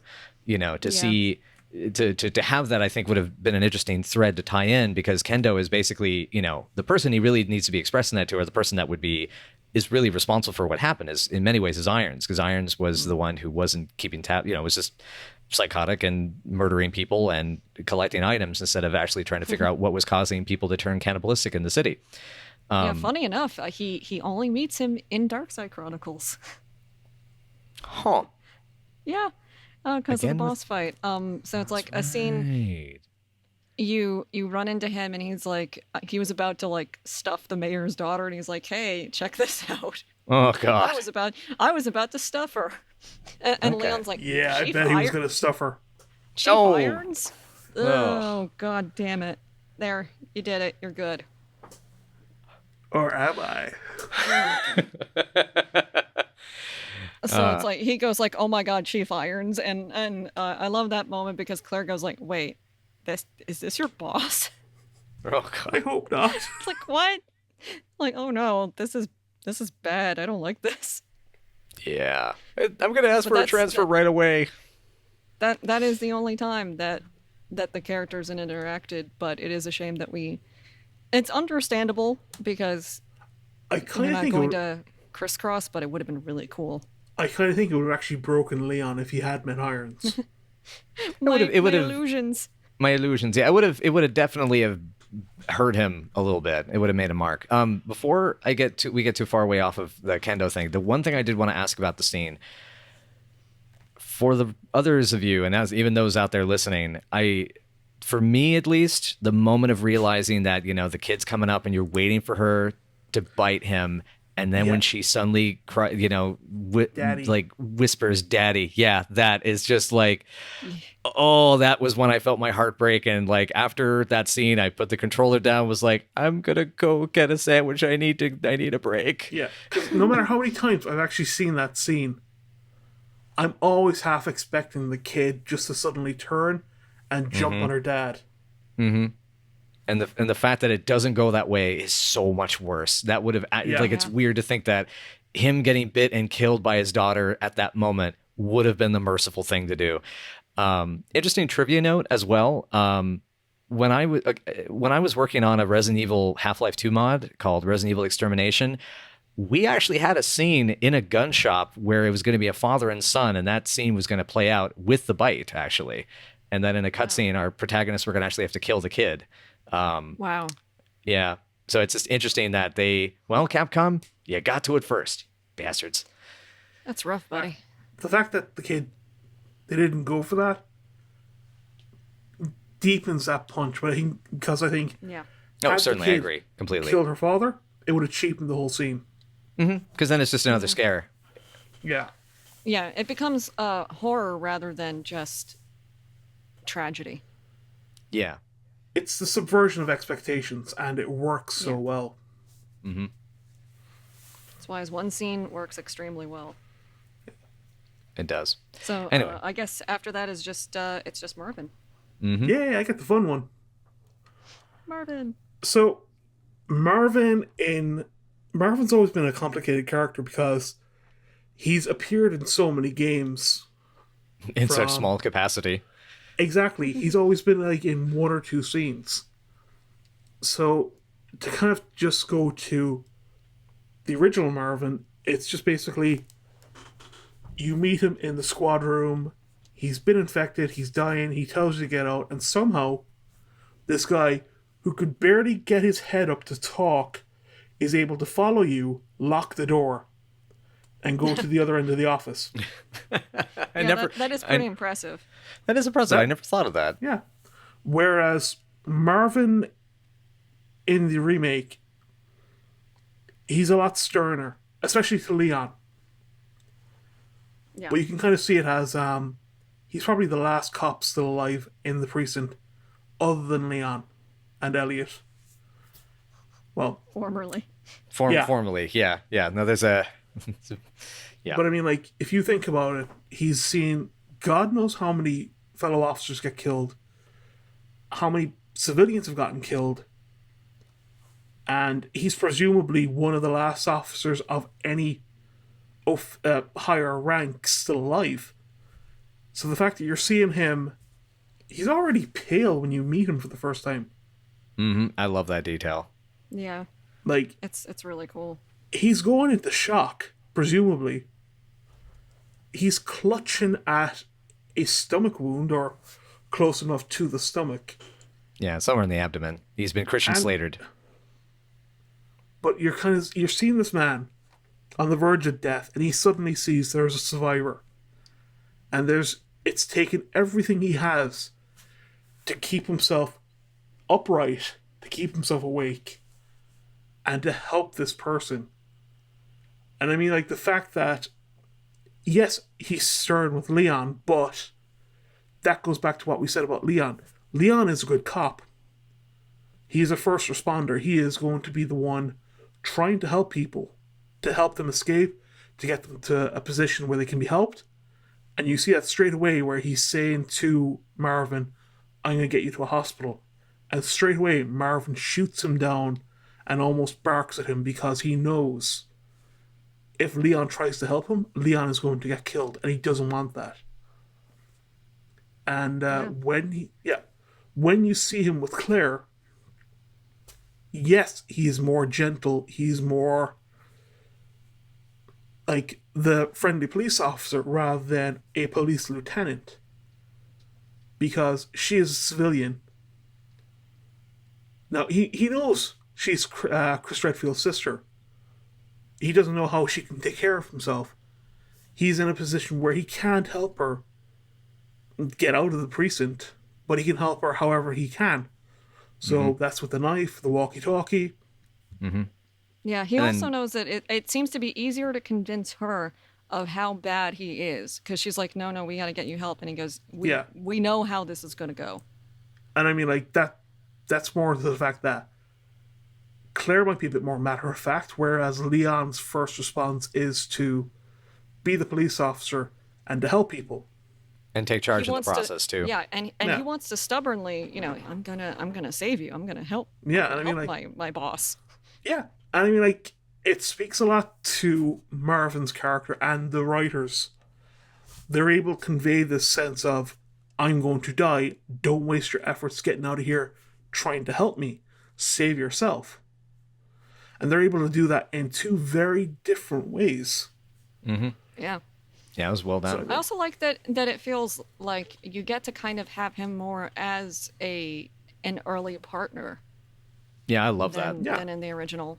Because, like, he gives you a knife. He's there with the notebook trying to decipher it. He's going to contact you on the radio. He is a partner, and he does a lot more than the original. But at the end of the day, like we've said previously in the last podcast, there's a moment where Leon or Claire finds Marvin has fallen asleep on the bench. And when you wake him up, he almost snarls, he almost growls. Yeah, especially in Leon's version, too. Yeah, he seems further gone Yeah. in Leon's game. And you're kind of wondering, is he starting to turn? Is he using every strength he has left to keep himself from turning? And it's basically when you're getting out of the RPD the first time that Marvin's gone. And it's just this... It's almost like he's realized, you're getting out of here. He can let go. Yeah. Yeah. He's done his And- job. Quick question. This is something I have forgotten about. Is it clear that he closes the door from the statue behind you as you get down on the A scenario, or is it just we don't know why the door closes? It's just a game convenience. I think it's more of an automatic thing. Yeah.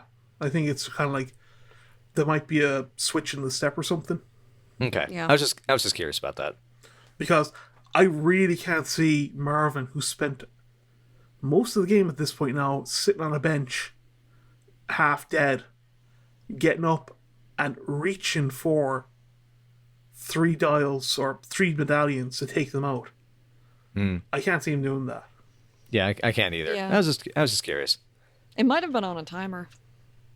Yeah, just such a weird thought. Yeah, well, it did seem like something that was automatically closing behind the character once they go through it. Yeah, it's as I asked, is like, is it just a game convenience? It's to say, all right, we're going to conveniently hit a trigger here. There goes the door. But I mean, it's considering how difficult it is to get in there. I could see it as something as a quick escape. True. For yeah, irons. as well. Yeah, I was about to say also because it's so clean in that room, it doesn't look that dusty, although it really should be, especially with all the books in there. Yeah, it's pretty possible that Irons has been using that room quite a bit. It's the weirdest place. It It's is. like a little office, Yeah. but it leads to an escape it's so route. weird. But like what it does is it leads down into the generator room, Yeah. which in and of itself is accessible from the parking lot in the RPD. Which would imply that like- one could take that route and then go into the elevator because it's not, Yeah. it's not locked by the power system like it is in the garage. And I think Yeah, speaking but of also the like sewer, how go on. do people normally go into the generator room? I mean, wouldn't Yeah. you sometimes need to go down there for maintenance since it's like the RPD?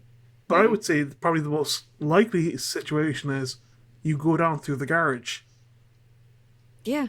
Yeah, but it's still weird. Yeah. It's still weird. But again, that's kinda what it's Raccoon saying. City. Yeah, but that's kind of what I was saying about it being like a quick escape for Irons.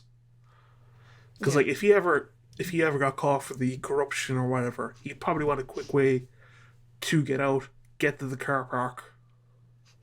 And it's time for me to scuttle away. Whoa, whoa, whoa, Yeah. whoa, whoa, whoa, whoa. But So I think that actually covers the characters because yeah, I think maybe we should just Talk maybe about the move on sewers. to gameplay flow. I don't think we have a huge amount of time left, all things considered, like maybe half hour. Yeah, That's thereabouts. Yeah. So let's Yeah. just dive into the gameplay flow, and well, mainly like layout flow and puzzles because it's some pretty interesting stuff.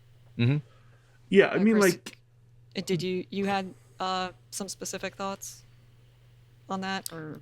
I got a lot of my notes, but I'm going to defer to someone else for now, just also because I'm having to. I'm also like I'm still transitioning from the character stuff, so I'm Right. like, okay, I have Right. left brain, okay. Okay, well, Paul, go for it because I think you had some thoughts about layout. yeah. I mean, flow. like I'm gonna tie in the layout and the flow of the game to the puzzles as well because yeah, Oh yeah, it's inescapable. That's in my notes Yeah. too. it's connected. I mean, the original Resident Evil 2, you're going back and forth between point A and point B to point C, and it's just you're going back and forth. You're literally going from one wing of the RPD to another to pick up one item to take it back to another part of the RPD.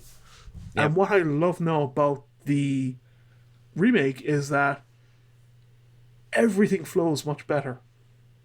Yeah, they condensed some of the positions of those puzzles, like either on like, okay, your first pass through the library is going to give you the book that you can use in the statue to get the red jewel like right away. Yeah. Like things they understand where you're going from point A to point B, so they make the item placements really clear for the to expedite There's more that. there's more thought going into puzzle creation and puzzle solutions. I mean, Yeah. like, But also, puzzle-wise, the art room is not really that important anymore. in the No. remake. but I mean, like, looking at the flow of the game and how you're inadvertently solving puzzles as you go on.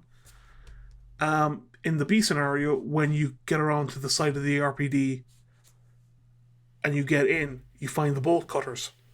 And So, like, straight away, right out the gate. Yeah. straight away you're cutting through the doors, opening up rooms that in the first run you're not getting into until like at least a third into the game. It's about like 20 minutes in.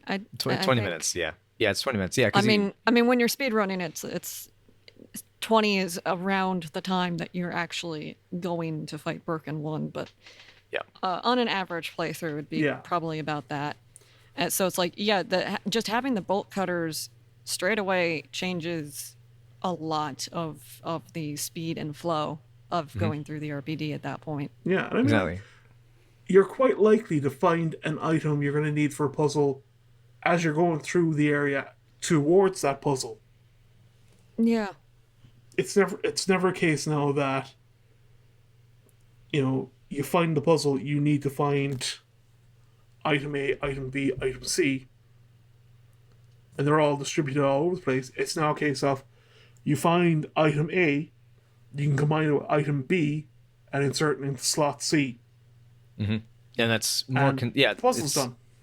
exactly, because like it's like you don't have to go back through 4 or 5 rooms to solve anything, because it's like almost like the way they make the flow is like you continue onward and unlock a door, which then means you actually get this door unlocked from the other side, that it leads to a specific path back to your save point to go either pick up something from the item box, or actually be on the way to a room that you finally have the key item for. Like one of the things that's really interesting is how the bolt cutters thing brings up how you then get the valve handle that lets you get to the STARS office, and the bolt cutters allow you to go from valve handle then to the west wing to get the detonator, then the valve handle gets you through to the STARS office with the battery to then take that immediately to the library, go up, put in the bomb, and move forward to the statue. It's like, exactly. It's a clear 1, 2, 3, 4, rather than having to jump back and forth between points 1, 3, 4, 2, etc. Yeah. It's a little less spread out, like the original having for Leon it had the 4 chest plugs to unlock the door, and Yeah, then Claire has the 4 3 stones. She has 3 stones, but one of them's broken in half. Yeah. So it's some reason. still getting 4 pieces basically. Yeah, it's still the action of getting 4 things, and those are spread out throughout the entire RPD and Yeah. the basement. And you're trying to And- find them, and it's just taking so long because you're going from room to room to room to room, and it's loading Yeah. every time. Whereas Yeah. now it's kind of, like I said, as you're going through the RPD or any other area in the game, you're finding an item that you're going to need for a puzzle almost as soon as you find the item, and you're going Practically, to come across yeah. the puzzle. Yeah, like in the original, you're much more likely to find one of the stones or the plugs, dump it in the item box, and then maybe like 15 minutes later, you'll be able to pull it out again to put them with the rest of them. Exactly. I mean, it's like it feels a lot longer, even though a comparative length of the game, they're both around the same amount. But I suppose as well, that's because of loading screens as well. I was Yeah, about that to too. mention, the loading screens of the door opening, man, just getting rid of that one element just gives them so much more time. Because I remember seeing speedruns on YouTube where it'd be like, hey, I beat Resident Evil 2 in 38 minutes. It's like, wait, what? And then you watch the clip and realize, oh, you've edited out all the door opening sequences. Okay, that's not really... Alright. Yeah. But That's just it though. The remake now actually makes speedruns far more accessible. Mm-hmm. Because you're Yeah. able to understand where items are going to be, what you need, where they are, when you need them. Mm-hmm. And it's not a case of you're wasting time getting from one wing to the other wing, back and forth several times to solve one puzzle. Yeah, It's clearly built for speedrunners in mind this time. Yeah. Which is interesting because I actually was just watching that clip I showed you guys from the Toko Toko video, and the directors and producers of the Resident Evil 2 remake, this is after the game had come out and they were working on the Ghost Survivors DLC. They're kind of sitting around talking and saying like they were actually kind of surprised that so many people ended up speedrunning it, and they said that there definitely was a lot of balance that they were trying to figure out.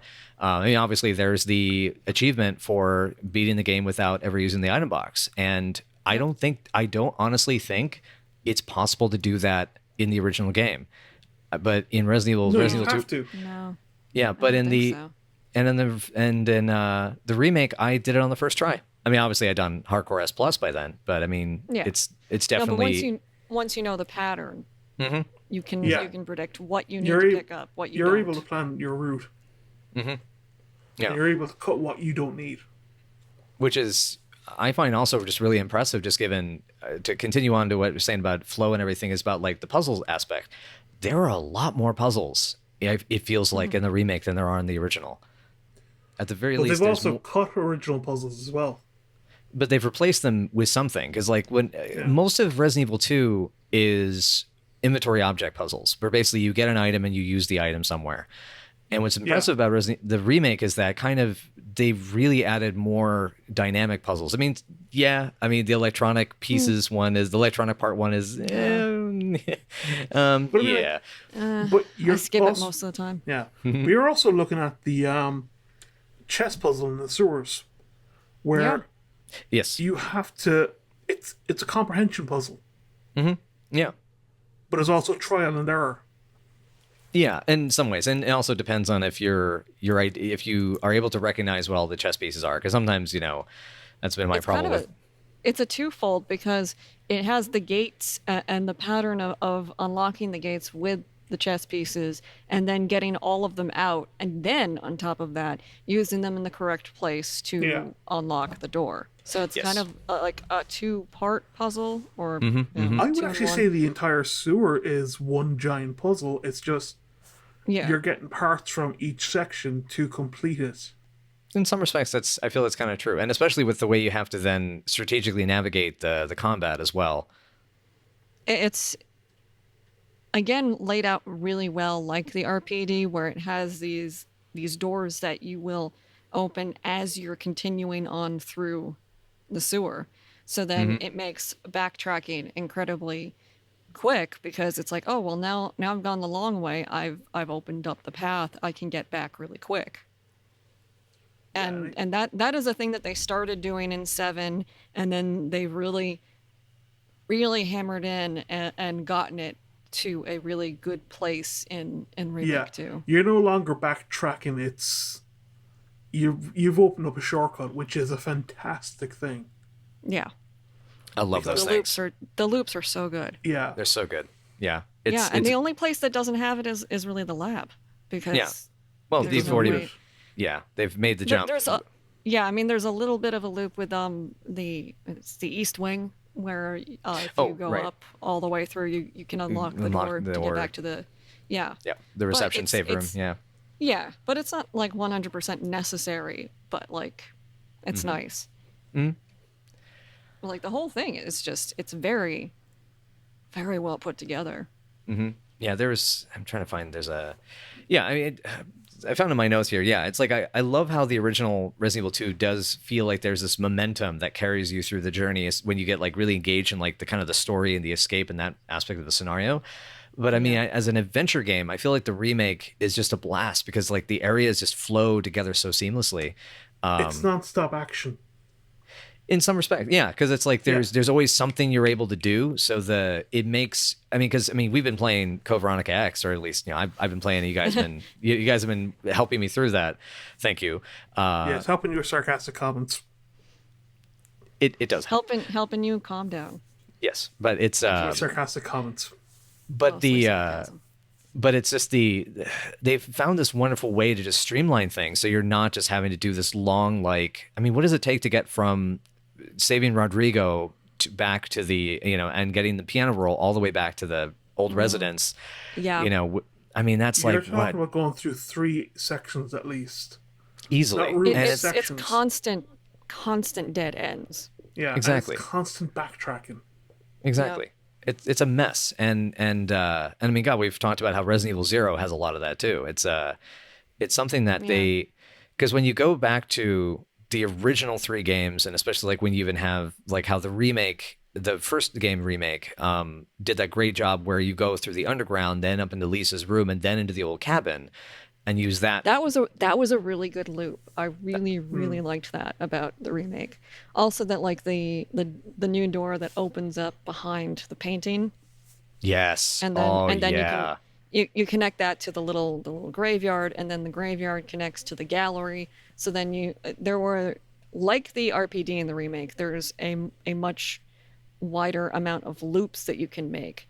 So then there's multiple ways to sometimes get to places, and that can really speed things up for you, because you're judging like, if I'm coming from this way, do I need to take this path to get to this room, or should I go around the other way, this way? Mm-hmm. And that's super interesting to me. And thankfully, that's something that's been like that's probably been hammered into Capcom at the moment is that you cannot build a good game on backtracking. It's going to bog down the game. It's going to slow things down. It's going to take up resources for the department. So the fact that you're able to create a loop then not only speeds up the game itself, but gives you options then, because you can create a situation where if you're looping back, you're going to find something that wasn't there originally. Like, looping back in the RPD, you're coming across zombies coming in through a new window. Yeah. It makes backtracking not feel like a lengthy chore. It's not Castlevania Lament of Innocence, which that makes CVX look like nothing by comparison. Like But this is good it makes backtracking. exploration fun. Yeah. It makes you more interested and excited to go through the areas because there's usually something going on. Yeah.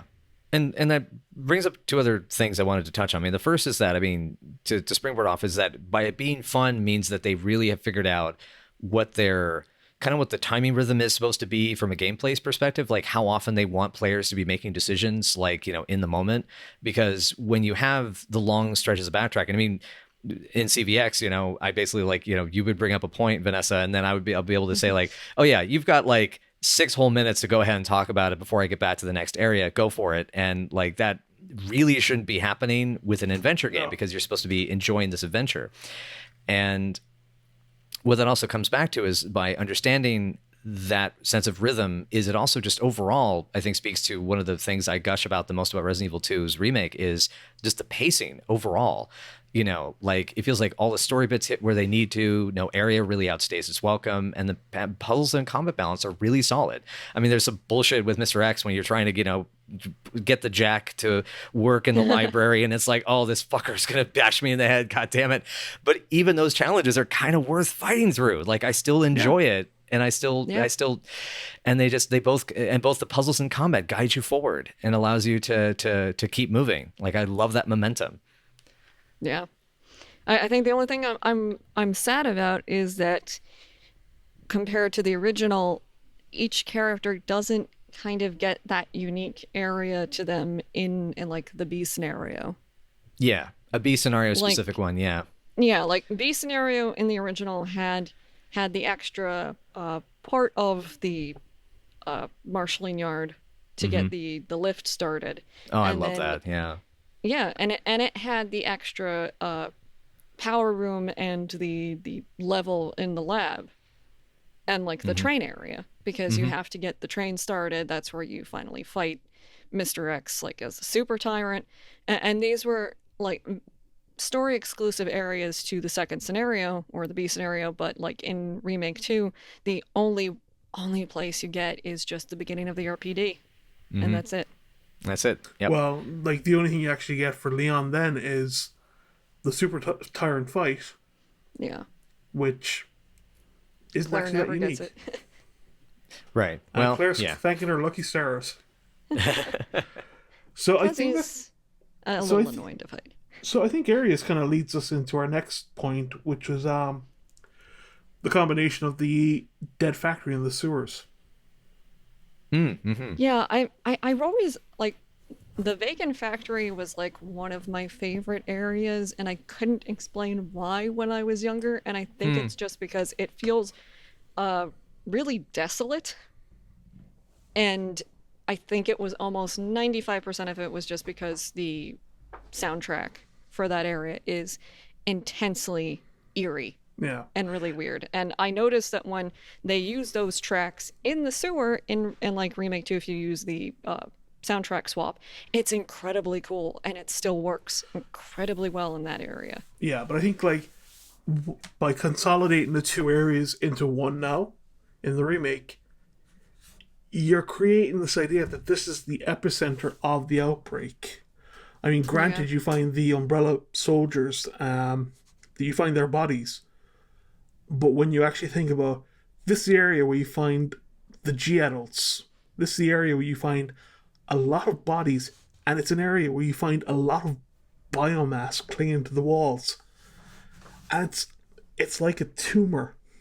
Yeah, it's that one hallway that is completely new to the remake is incredibly creepy. Yeah, I mean, it's just It's so weird. is this something So they've good. secreted, or is this just like stuff Yeah. that they've broken down? Is this decaying corpses or something? But like it wiggles. Yeah, That stuff Yeah. is breathing and moving the entire time. And it's like, it's- what are you, gunk? it's like a tumorous mass. It's good old fashioned. It's good old fashioned late '80s, early '90s anime body horror. That's what Yeah. it is. It's like a video game version of society. Fuck yes, it is. God damn it, yeah. Fucking shunting. Thank you. Yeah. Oh, I just Yeah. saw a photo set of Screaming Mad George's effects for that. God damn. Sorry, that just made me really happy to think about that movie. No, that's But I very mean, like, it's disturbing as well, and it just creates the sense that this is the area where it all went down. This is where Birkin released the virus when he killed the Umbrella soldiers. And it's a very direct path. Like the vacant factory kind of felt like it was creating this buffer in the original between the sewers and the lab. So it's like you've got this vacant factory which also is the marshalling yard, and then you take that down and then you get into the lab, and there's the cable car that is an indeterminate amount of distance between there and the sewers. Right. let's not forget the train elevator. Right. Yeah, I'm so glad they found a way to make that actually make a little more sense now with Yeah. the way that it's actually the front that now is featured as the front of the train in the remake. But I was going to quickly mention about the Dead Factory thing as well, that I thought it was interesting in the original how it also implied you were moving kind of towards the outskirts of the city, because I remember noticing that when you're on the platform for the train evader, is that it you can't see any city skyline in the sky. It looks like there's an no- industrial Yeah. area. Right. Like this is kind of like a, the industrial portion that's kind of off to the side, near the train yards They're or something. moving. Yeah, they're moving you towards the city limits, and that was like something that Sherry mentions in the original, that the Umbrella chemical plant was near the city limits. Right, right. So I don't know. Like, also our secret underground lab is also near the city limits, I guess. Well, it I mean, makes- also like my little pedantic note: is it vacant factory because the dead factory is the one in 3? yeah, it's the vacant factory because the dead factory is the nickname given by the Umbrella workers because of all the corpses of the test subjects coming in, I think. Interesting. I always thought it was just because it was a disused front, basically. Because No, because like the dead factory in 3 is like the dead factory because that's where we're dumping all our corpses. Yep. Yeah, you got Yeah. liquors And the in one in- there, and Yeah, and the 1 and 2 is just a vacant, vacant, factory yeah. because it's our little front, I guess. yeah. Our terrible front. We may occasionally let a film crew shoot a stupid direct-to-video action movie in there every once in a while. I mean, I did think it was interesting that some of the development for the remake still had that. Yeah. But Chris, just to go back And- there to your joke, and if the film's really bad, we'll make sure they never get out of the factory alive. Oh man, could they? Oh, so that's why Godfrey Ho stopped making films after '96. I'm kidding. There you go. I still wonder why there's only like, again, just it's a tiny vacant factory. There's 2 hallways and an office. I know. Oh god, It's so I know. bitty. Yeah, Which is why I don't feel so bad about losing it, because it was never like a really fully fleshed out area. Yeah, it felt more like the administrative was- offices for like a steelworks or something that like people aren't going to be working in there all day. It's just maybe 1 or 2 people, and the workers are going to punch their time cards as they're going in and out. Yeah. The It's like I love it, but I understand why it got reworked the way that it was. Yeah. Or not removed, just kind of like incorporated into the sewers. It also continues like the feeling that the lab is still underground Yeah. because you're just taking the cable car directly to the lab. Whereas like in the original, you're kind of going from the sewers out and then back down. yeah, that always was a little funky to me. It You're felt, going it felt under very, the sewers into like deeper into the earth type of a thing. Yeah. It's a much more clear progression. I've always wondered how 1.5 scenario was going to handle that geographically, because as far as I know, I've never seen like the platforms. I know so my understanding was really late in 1.5's development. The train evader from the marshalling yard I think was done, because I think I've Right. seen 1.5 footage that shows a version of it. I think so. Because You I go to think platforms 13 and 8/16, right, and that takes you to the Umbrella. but the just to quickly, I guess, to wrap up my thought about that is, it does make me kind of, I've always wondered, like, that was a frustration I had with Resident Evil 2 when it initially came out, was like, I remembered all these scenes of all these industrial areas from 1.5 that never got used, all these factories, warehouses, parking garages, etc. And I think what was kind of cool, Yeah. and the remake condensing that, I think helps really take off the burn of that, because with the dead factory or the vacant factory, is just kind of like, it's like the marshalling yard is just like it will throw you a bone, but it is definitely like a pacing thing, and it does help, I Yeah. guess, with the B scenario. But yeah, it was consolidated well, I felt. Yeah, it's like I still have a lot of personal affection for the Vacant Factory, but it completely makes sense why it isn't in the remake. Right. It's kind of like how I It's not a understand big loss. it's like losing the other side of the streets for the B scenario as well, because I always really liked that you got those two different starting points on the other side, either side of the explosion. I miss the street, honestly.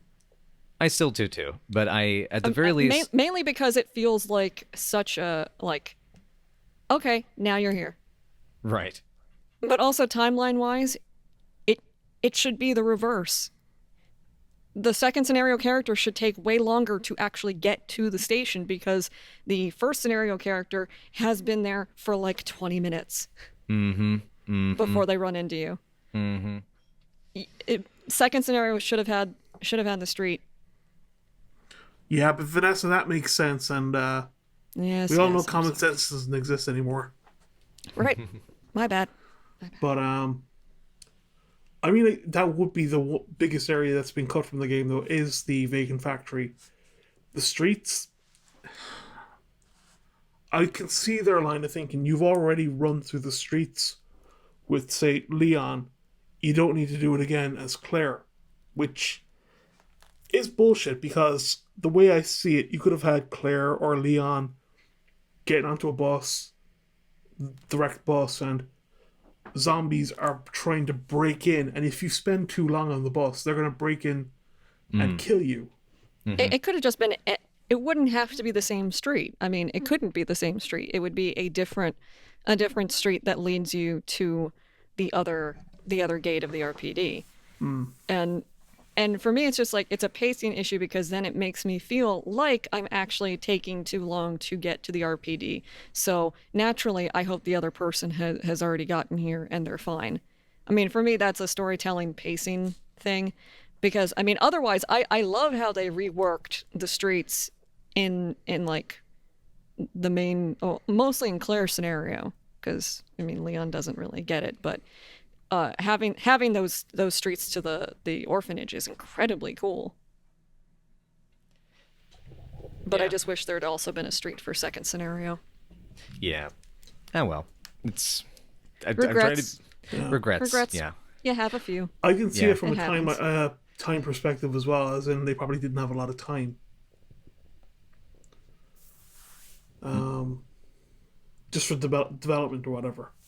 Yeah, and that's right, because that was something I was bringing up before last Yeah. time on the last episode, was just from a resource management perspective. I mean, it's challenging. The amount of time it takes to build just one asset today is crazy. Yeah. Because it used to be that, like, you would have, I think, like, what was it on the original game, the original Resident Evil 1, there was only like 4 environmental artists, I think, and then we're talking like modelers, textures, all that sort of stuff. And I think now, like, you essentially have to hire like a team for like one area, and that team Yeah. is like Yeah, is like 'cause 10, I think- is like 10 people. Because I mean, they went through like 3 different versions before they figured out how they wanted to even do the remake. Yeah. I mean, Yeah. there was like And I mean- the fixed camera angles, there was over the shoulder, and then like the closer remake first person. was always going to be a big gamble for them as well, and I could see why they didn't want to invest too much in it. Just get the bare minimum in and see how successful it is. And if it is successful, we can expand on it in other games. Right, which it seems, hopefully, fingers crossed, is what they're doing with the Resident Evil 3 remake, where they're actually able to finally take what they learned and move it forward. Because, I mean, if I may, we're getting pretty close to time here. Yeah, we are. Yeah. And Just about done. yeah, but kind of a way to sort of wrap this up a bit is, or at least some of my notes, is how we didn't get a chance to really talk about how Resident Evil 7 affected this remake and how, like, it's on the same engine. We talked briefly, obviously. That's another day. Yeah, but You know what? Maybe we should just do like a Resident Evil 7 that's what I was kind of episode. thinking. That's what I'm thinking. and just save it for that. But the what's kind of interesting though is one of the things I saw in the interview with these, or I guess the documentary about these Capcom directors, is they mentioned how Resident Evil 7 really had this kind of positive effect, it felt like, on Resident Evil 2, the remake of Resident Evil 2, because it reminded them also of the original game and back to its roots, and how, like, they mentioned it becomes kind of a case of context, because the original Resident Evil 2 was intended to be more broad in appeal, kind of less horror, because they felt that in ways the first Resident Evil game was kind of like too scary. So it was harder to make it sell with like a wider audience and things like that. And admittedly, I mean, the original game was, at the time, was terrifying. Oh, yeah. And I always thought the original was scarier. oh yeah, I still I very much agree to that to this day. It's still one of the most chilling games. It's that Not sound just in the design, man. franchise, but just like in general, it's one of the most chilling games ever made. Exactly. And so they say that, like, what they felt was Resident Evil 7 being so popular and the fans really saying, yes, this horror is what we want. We want to get scared. We want more intensity and viscera and things like that. They felt that in a way, the remake of Resident Evil 2 was kind of like trying to bridge that gap between the kind of more broad action appeal of the original Resident Evil 2 and get back to the horror of the original Resident Evil, which Resident Evil 7 had been able to say, like, hey, this is cool. We could do this now.